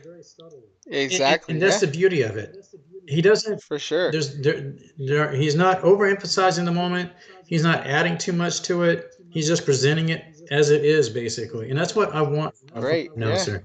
Keith Jackson, I'm with you. It's so funny looking at our list because obviously our number tens were like people that like mine was a homer, more yours is kind of going a little bit in a different way. We're opening up for women, things like that. So it's kind of our own pick of our choices. Then we go to Gus Johnson, each at 9. You talk about Keith Jackson in college. Well, my number 8 is Brent Musburger, Oh man, and that's college all day too. You know what I mean? For me, Brett Musburger, I know he's done playing, but it's just every morning you turn on college football and you hear Brent Musburger, and that's the voice. That is the voice. I don't have to see him. I don't even have to know. As soon as I hear that voice coming out, it's over. It's Brent Musburger, and you can listen to him all game long and never have to be like, man, I wish somebody would just turn this guy off. I don't want to listen to him no more. Let me say, I've had my fair share of announcers. Like I said, we won't get into that conversation of who don't want to listen to, but Brent Musburger is one of those people where you wish he could do every single game almost. the He's four just great. the four greatest words ever uttered by an announcer, and this typically came from Yep. them being either on site or Yep. still could be in the studio, but typically during playoff time, especially on site, the four greatest words I've ever heard uttered in sports is "You are looking live. We're looking live. You are Mm-hmm. looking live." And I'll tell you what, if I had to pick something like that, that would be my second best ones to hear because there's one other one. I'm sure we'll get into Okay. this announcer later, talking about what they say when they first come on. But obviously Brent Musburger, yeah, for me, number And here's eight, here's the great. tragedy of And we this. Here's the tragedy of this, and I just came to this realization today, as a matter of fact, folks. And I'm not sure Anthony knew either, but I did not. With all of his accomplishments, and Brent Musburger is in the Broadcaster Hall of Fame, which he should yeah, be. He should be. It's no brainer. It's like if you're a first ballot announcer, Brent should be in there. Here's what I did not realize is that Brent Musburger is not in the NFL Hall of Fame as far as announcers go. And that's a tragedy. That's an yeah, absolute tragedy for everything. Folks, this guy, he is what ESPN is essentially built off of. yeah, CBS and everything they brought to NFL today, that's what ESPN is. That's not basically the yeah, format that it was all built off of, is what they established with him and Phyllis George and Irv Cross and Jimmy the Greek back in the 70s yeah, and Jane Kennedy. What they established back in the 70s, that was what you tuned into. You wanted to see that, you yeah, wanted to listen to it, and you wanted to hear those four words spoke because that's how important it was and definitely. how exciting. And it was just four subtle words. It wasn't like he was screaming it. He said, "You are looking live at Atlanta Fulton County Stadium, where today the Los Angeles Rams are in town to play the Yep. Atlanta Falcons." That type of And not only that, he was got to be the announcer for Adam Sandler and The Waterboy. quite possibly his greatest achievement ever. I mean, we're speaking for him, but it's a good bet. But also, And it's because they didn't hold anything back. but also people don't realize. I believe he's still the announcer, the radio announcer for the Las Vegas Raiders.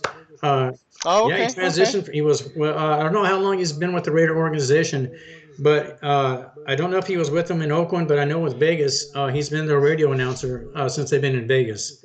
But it's a Nice, nice. tragedy that this man is not in the NFL Hall of Fame, and I hope they correct. This man is 84 years old, and I I hope he gets truly in. hope that Yeah, I know people are petitioning for this.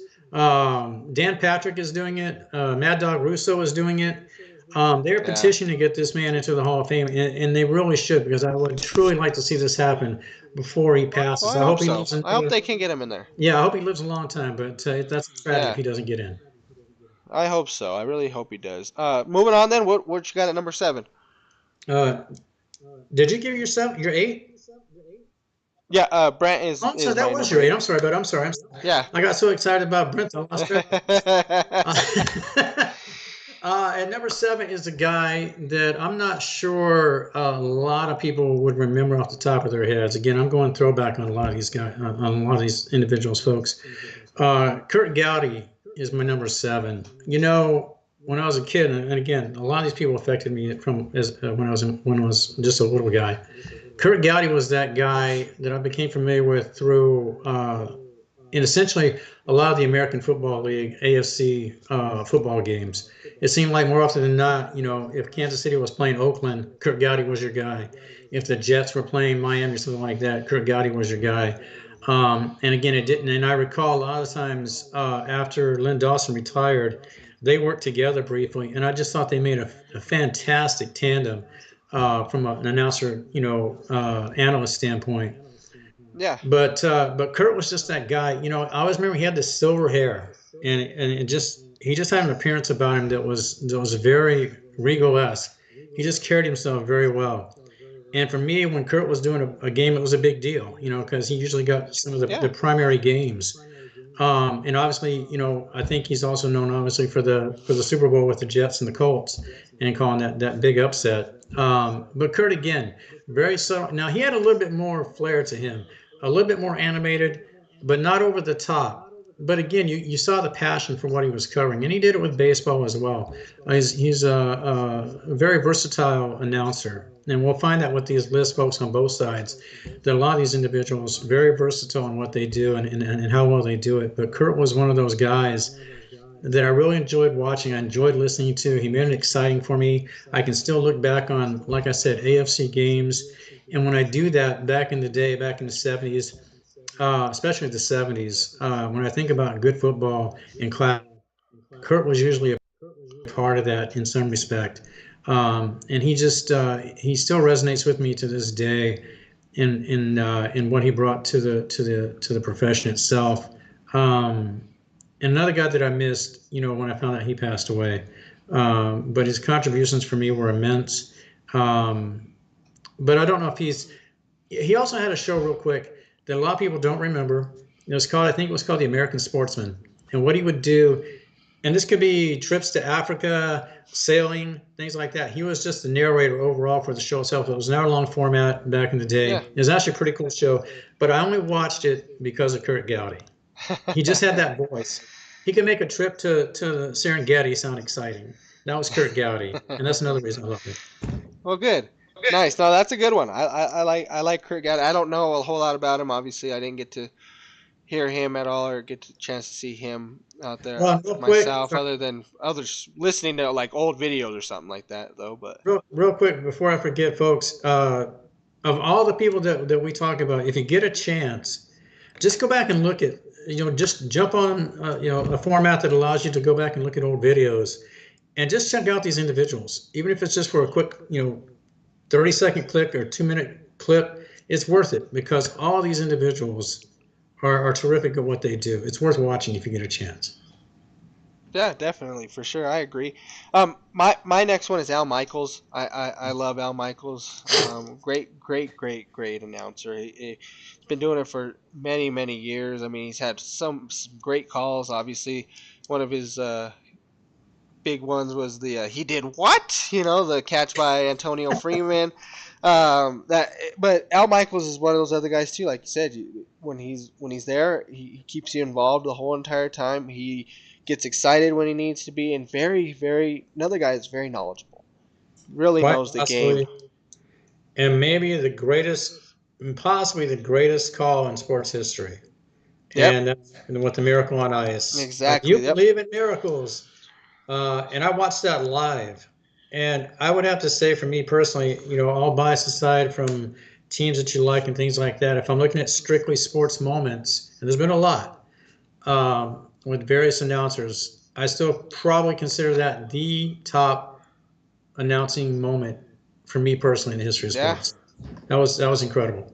Well, and obviously it being the Olympics, obviously we were being. I mean, there's no way we stood a chance to beat Russia in that one. I mean, there wasn't even supposed to be that at all. So, those were the perfect words to be used for that situation right there. Is do you believe? Because it was a miracle that we pulled that off. And I don't know if a lot of you are familiar with that, but you can always go back and check this out too on old films and watch that. Well, 80, right? 1980, correct? 1980, 44 years ago. 1880. That the Russia versus USA for the gold, and that, just watch it. Great game. Obviously, like I said, Michaels keeps you involved throughout the whole thing like he normally does. But that's part of why he's on the list. If you've never heard him before, go directly to that game and just listen to it. You'll become a fan. I'll guarantee you that. Yeah, I mean, it's a phenomenal thing to see. And there are videos where you can actually view the entire game, folks, and you literally can get caught up in the moment. You have to have an understanding of the back history of it all, but if you do, it's really exciting. But it's good commentary. The action was good, and obviously it culminates in one of the greatest calls in sports history. It's worth watching if you get a chance. Definitely. So moving on, we'll go into our number 6 now. What did you got there? Yeah, I think obviously you and I talked about him, I think pre-show. Again, folks, for me, this is a guy, I think because of the person that he was associated with on the back end of his broadcasting career, he sort of became overshadowed. Pat Summerall, uh, I think obviously his biggest claim to fame, I guess indirectly, is that he was associated with John Madden, and not through any fault of John. John had just had that personality that just sort of dominated everybody. And Pat was never Yeah. about that. Pat was the ultimate low key guy. I don't think I ever recalled seeing any broadcast of Pat where he was. I don't know. I'm not sure he realized he was at the Super Bowl. I think he's just going like, and I don't mean that in a derogatory way. Pat's just calling the game as he felt it needs to be called, Yeah. precise, accurate, and in a little bit of acknowledgement of the moment. But I'm here to broadcast the importance of the event, and that's what he was doing. He Yeah. allowed John to carry the momentum and be boisterous and over the top and that type of thing. But that wasn't what Pat was there for. But Pat brought that. He was so consistent. It didn't matter if it was the first game of the season or it was the Super Bowl. He approached each one the same knowledge, stats, a little bit of background on different individuals, but he also brought, the perspective of him himself being a player because he was a kicker, Yeah. primarily for the Giants back in the 50s. He was a field goal kicker for them, and a pretty good field goal kicker too. He wasn't just, getting by; he was a good field goal kicker. Yeah. Um, but he established.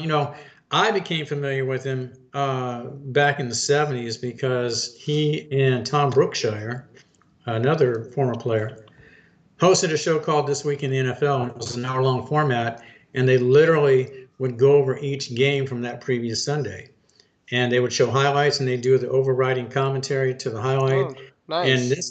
this was the greatest thing I'd ever seen in my life. I this was better than Scooby Doo and Bugs Bunny and all that stuff, but this was phenomenal stuff. This was must see TV for Mike. But obviously, he segued from that into bigger things with CBS, and then obviously with John. But an absolutely phenomenal announcer. I will never personally forget, having the opportunity to listen to him and watch his work. And again, a guy I'll miss. Both of them now, unfortunately. But one of the great sportscasting teams in the history of sports.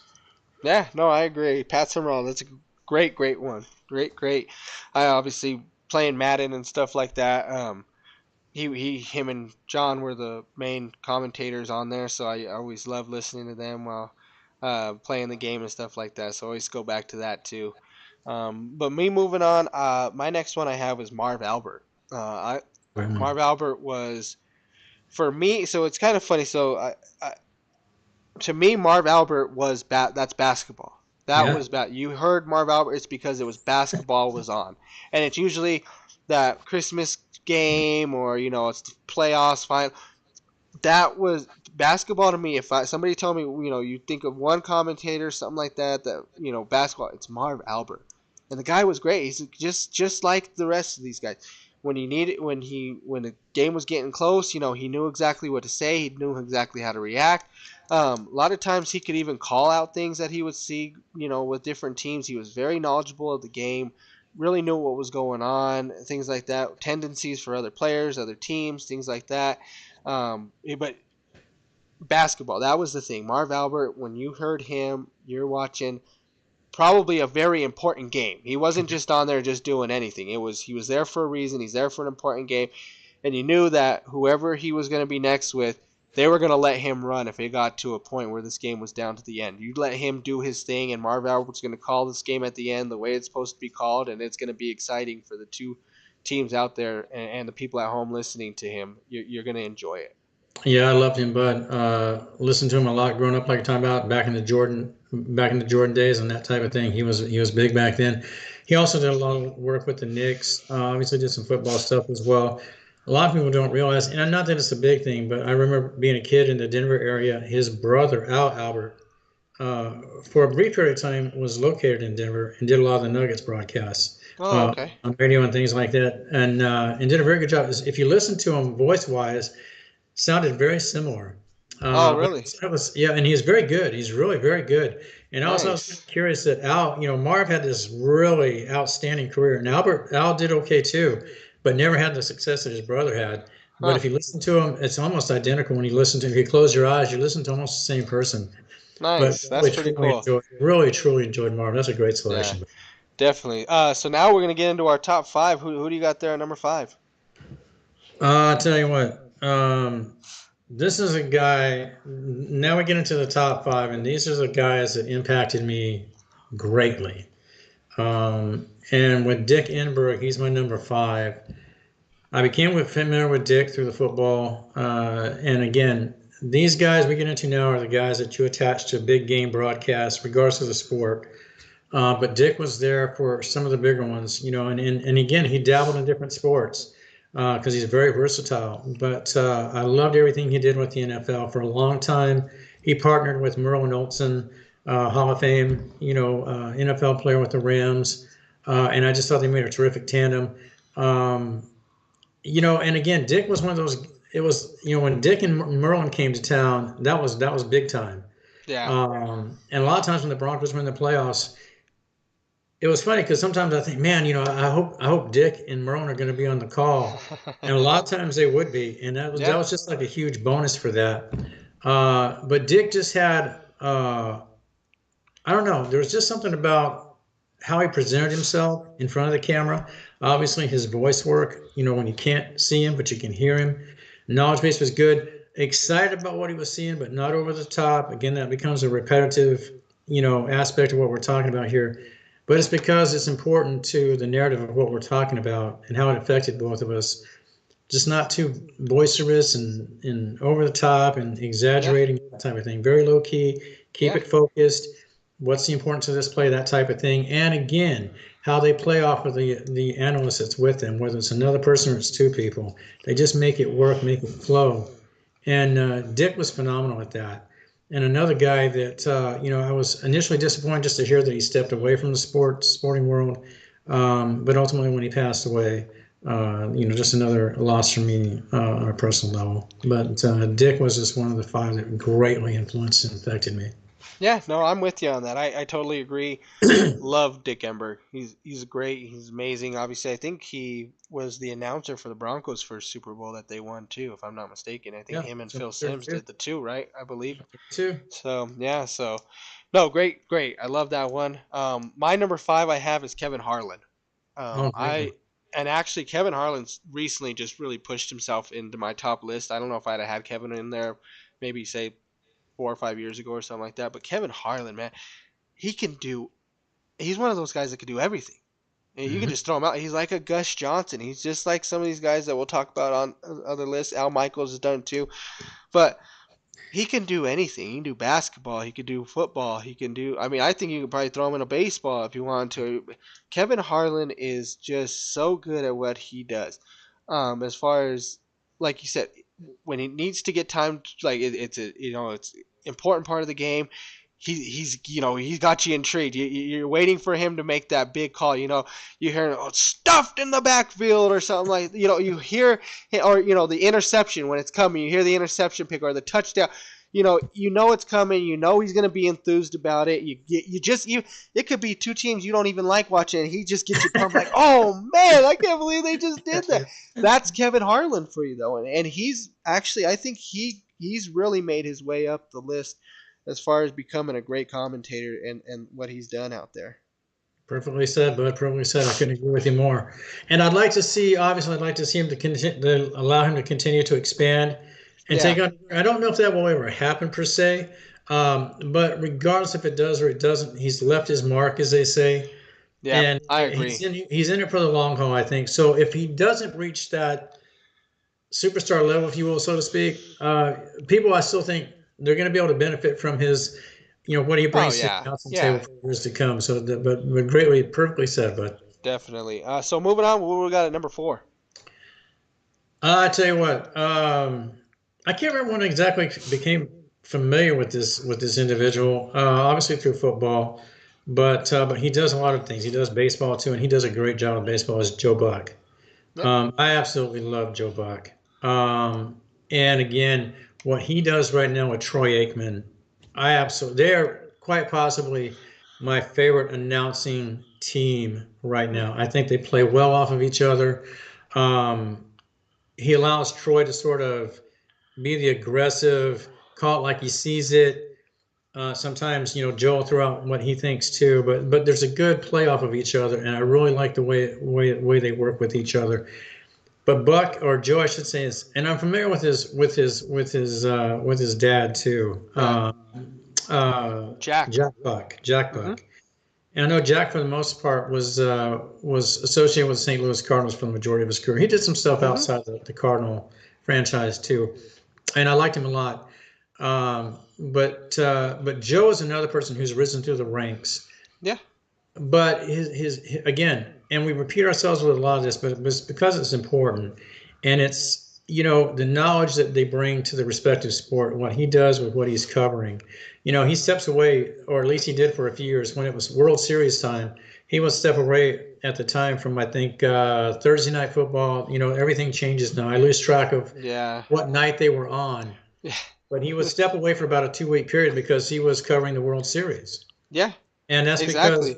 and again bringing insight, quality, stats, the whole 9 yards See, with and that's Joe. Joe. That's Joe for me too. Is I think a lot of people hear Joe Buck, they think Troy Aikman, Joe Buck, football, this and that. But Joe Buck for me is baseball. Yeah, That's World Series time. When you hear Joe Buck, that's World Series playoff time, and that's when you're ready to go.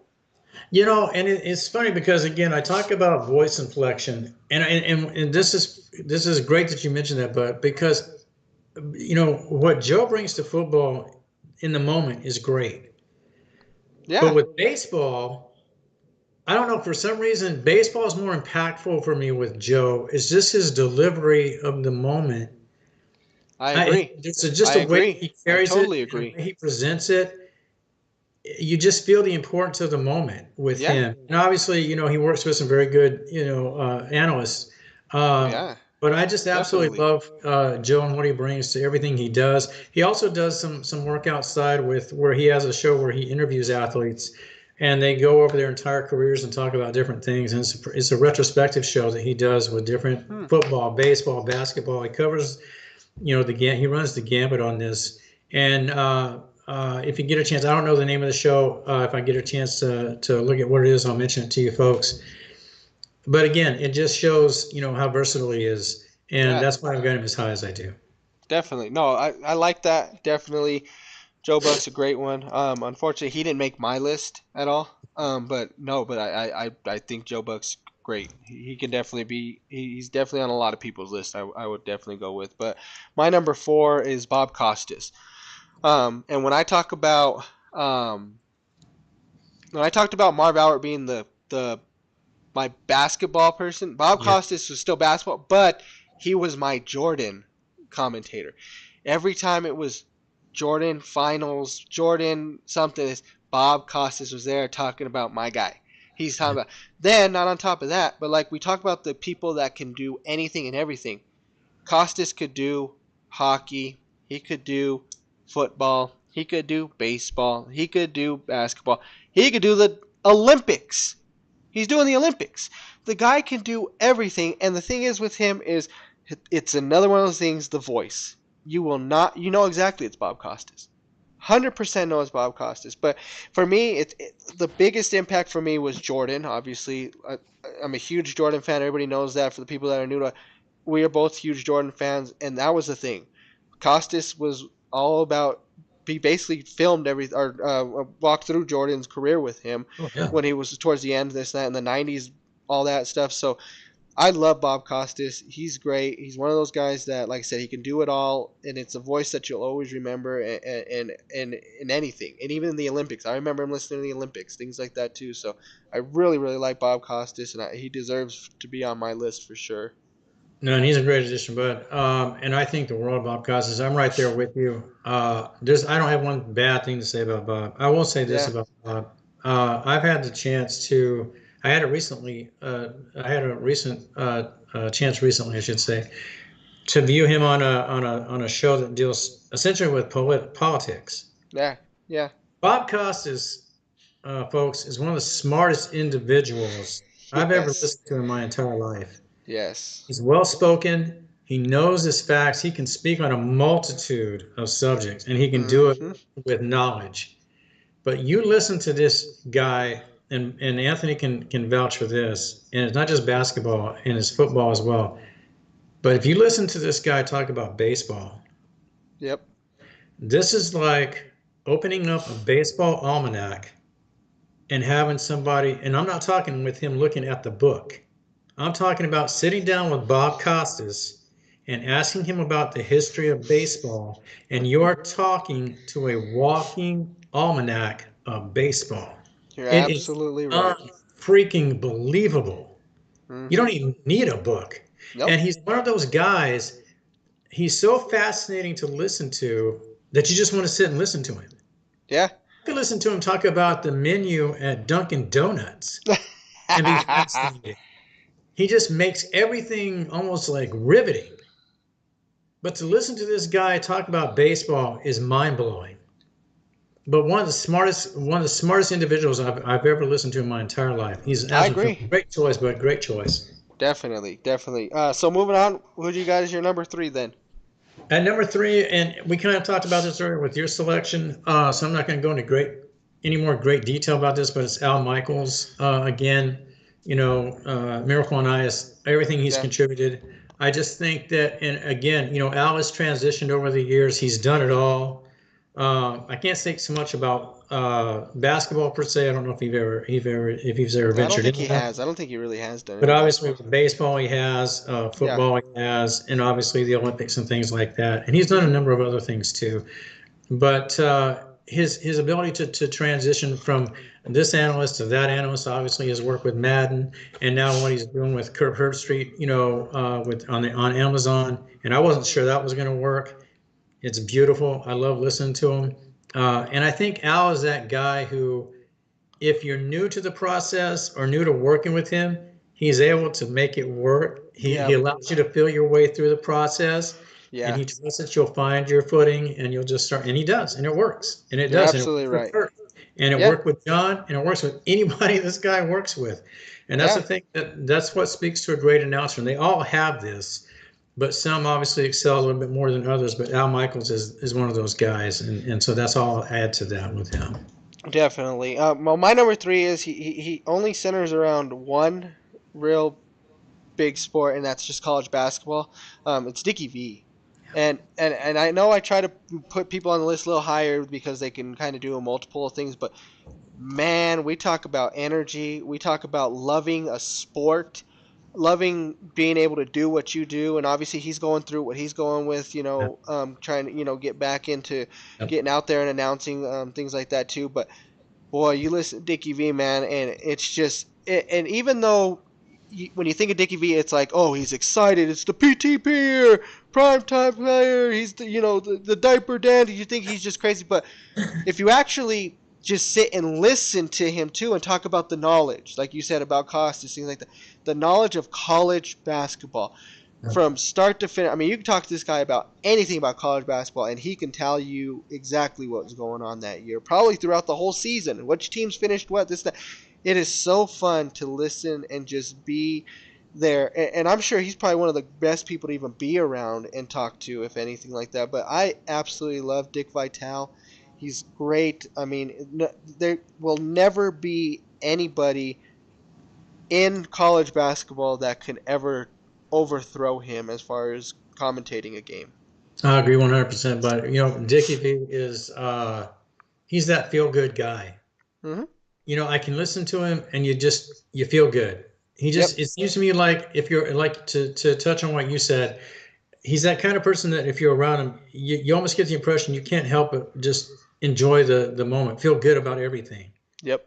Dickie V, when he's doing a basketball game, he's not doing the basketball game as a commentator. He's doing what he loves to do. Be Exactly. around basketball, talk about basketball, you know, uh, the PT peers and things like that. But there's just I don't know if I've ever come across a person who had a greater love for a sport. Yep. It's like with Gus Exactly.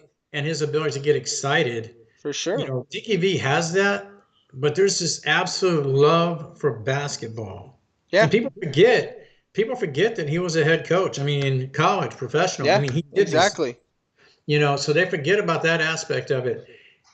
But I think he's also, I really truly believe if you have Dickie V as a friend, you have a friend for life. It's a cliched statement, You're but I absolutely really do right. think this is the guy who values you as a person. Yes. And you I see that agree. obviously, with everything with the Valvano Foundation and that type of thing. And that was a friendship, that was forged long before that happened, and it carried through long after Valvano passed away. Hey, lady, and Hi. but that's what he's about. He loves basketball, Yeah. and that's what makes it even more fun to watch. And like you were talking about, to see him go through almost the same type of issues that Valvano was dealing with, and hopefully this, it sounds like everything is going to end better for him, obviously, as far as being able to carry forward and not have him not taken away sooner than later. Um, is obviously great to hear, but outstanding selection, Bud. He's just one of those guys you'll never forget if you're a fan of sports. I Period. agree. Just Totally. basketball. Totally agree. All right. So going into, I believe, if I'm correct, both of us probably have the same top two guys right here. Anyways, I don't know how we have it situated, but I kind of guess probably have it. But who do you have as your number two then on your list? Um, Man, this might be Mr. Versatile right here, and that's Jim Nance. Okay. This guy covers everything. I mean, it's football, basketball. I don't know so much about baseball, but obviously golf. Throw that in there and those type of things. And So I so sometimes well before real quick, who's your number one then? Just Vin so I can Scully. see. Okay. So we have them the same. We have the same people. We just have them different order. Because I have Scully two, Nance one, and I figured that's kind of what we would go against with these top two. So figure we can kind of talk at both of them at together. Since I know we don't Sure. have as much time left here, but we can kind of get to it together. But going into Jim Nance, yeah, continue what you were saying because I Yeah, definitely just to got a me, I bunch to mean, say about him. yeah, just the most versatile I think of any of the announcers we've mentioned tonight. Just it doesn't seem like there's anything he hasn't done, from Yep, NCAA finals to Super Bowls to Masters to just everything in between. I Uh, agree. and so very subtle about how he presents it, but the moments are there, but he puts it in a context that just makes you fully appreciate the importance of it. and it's all in words. It's never actions. It's I just words, Yeah.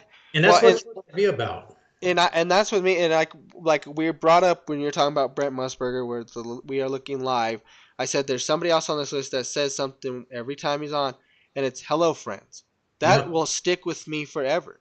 I think it sticks with everybody on that. It's "Hello, friends," and it's whatever he does, whether it be Super Bowl, whether it be Masters, whether it be, I mean, it doesn't matter what this guy does. It's always the same, and you get the same guy every single time, whether it's the Masters, whether it's the Super Bowl, whatever it may be, you get the same person. And you were talking about how much you love Buck and Aikman together. I'll tell you what, I would take Nance and Romo together. I absolutely love I love listening to them those too. two together.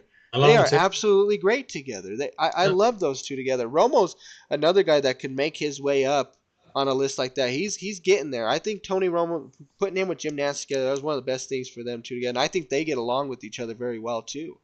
I dread, from a sports perspective, but I dread the day, Nance stepped away from basketball. Yeah, I dread the day that he just calls it quits with I everything. know. I You know. know, that's one of those things I just don't. And that speaks to the greatness of the guy. I And real know. quick, this shows you his love for golf, right? I don't know if you saw this. There was a few years back, Peyton Manning and Tom Brady got together. They played one hole of golf, and forever they played one hole of golf. They drove off the tee, and it landed and there's a little bit of a green, obviously, where you tee off, and then Yeah. or a fairway, and then there's a green. This is Jim Nance's backyard. Yep. Yeah. And the green is literally up, I think, next to his patio. Yeah. This is how much this guy loves golf. Yep. Yep. He let Tom and Peyton come out and play the one hole. I did. I remember seeing that. I did. I Now that you say that, I do remember that one. And I love that. I love that because that tells you how much they love what they do. Yeah, I agree. Now with Ben, like you said, Bud, 1, 2, Man. and I have no problem with either way. I really don't. Vince Scully is Vince Scully. He's Mr. Baseball in some respects. This is Mr. Dodger, if nothing else. But I listen to this guy do football and baseball, and it's just phenomenal. This is another guy, Kirk Gibson. When Kirk Gibson is hits the home run, he's limping Yeah. around the place. It's almost like who else would you want to have call this but Vince Scully? And here's the other thing, right? All these other guys we've sat here and talked about have somebody else next to them. Yeah. Vince Scully with the Dodgers, he did it all by himself. He did everything. And this guy would be in the middle of a conversation talking about the 1915 Dodgers, right? Talking about something going on this day and age back in 1915 of the Dodgers, and then it's like, and then he breaks into it, and that's strike one. Then goes right back into it. He talks about his whole thing, and he's giving you a whole spiel about, and you're listening because his voice and everything he's telling, it's knowledge. It's from back in the day. This is something that you're gonna be at a baseball game, and you're gonna be pulling on the jumbotron, and they're gonna give you this like, Vince Scully told me this. I remember exactly, and he was fun. All you would do is just sit and you listen. I have never been more relaxed watching a baseball game than just listening to that guy talk. You just sit there and you just gain nothing but knowledge. It's not just balls, strikes, who won. You're gaining knowledge from way back in the day. And this guy has seen it all. He had seen it all. And he knew everything. I mean, you're talking about a walking almanac like Costas with baseball. Vin might beat him. Yeah. I mean, I was just going to say, but I could, like I told you, I could sit and listen to Bob talk about, like anything.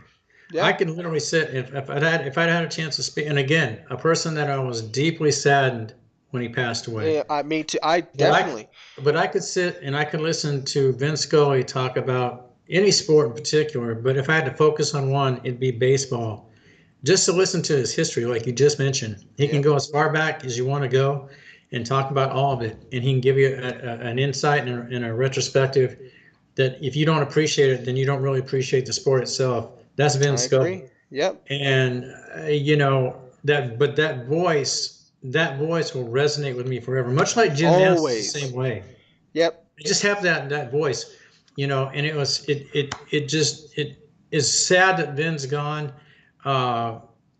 But we have videos to look back on with him if you're a fan of that. But these are all of these guys, your role, your list, my list, the ones that are gone. I'm sad that they're gone. Yeah, I appreciate the ones that are still going, and hopefully there'll be more that we add to these lists, obviously, as we go forward, definitely. and that type of thing. But fantastic list, bud. Fantastic. Yeah, I agree. I loved it. I think this was great. I actually look forward to this analyst one. I I do know we and too. I kind of talked about it and just said this one's the analyst is actually starting to get a little bit harder than the announcers, stuff like that. So I do look forward to it. Like we said, next week we will be doing this, and this is going to be an every week thing with the top 10 list, and it'll be something that we end our show with. Beef of the week we will stick with also, so you'll be able to have some fun with us on both of those. Let us know in the chat, like we said before. Let us know your beefs of the week too. We don't mind listening, reading to those. Send us if you want us to do a certain top 10 list again, like we said. So feel free to let us know in the chat. But thank you again for showing up, watching, tuning in. If you're in here, Mike, this was great. Glad to be back here again. This was actually so much fun to do. I know, like you said earlier at the beginning, we've been waiting for this. We were looking forward to it. So absolutely fun doing this again, and I look forward to doing this again next week. Yeah, and how great is this? The crowd, not one seat, no one has left. I can't believe this. It's amazing that they've hung around and stuck it out with us like that. That's phenomenal. No, folks, as Anthony mentioned, as always, throughout the time we've been doing this, either going back to last year and obviously tonight, we greatly appreciate, you're liking the content.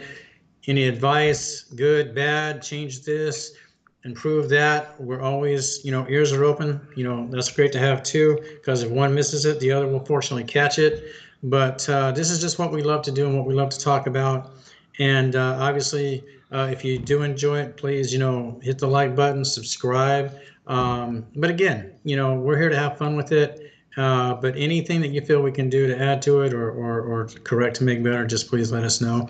And as always, Anthony, thank you for the night. Thank you for hosting the show, sir. Thank And you. we look forward to seeing you folks next week. Sounds good. Well, definitely, everybody. You guys have a good night.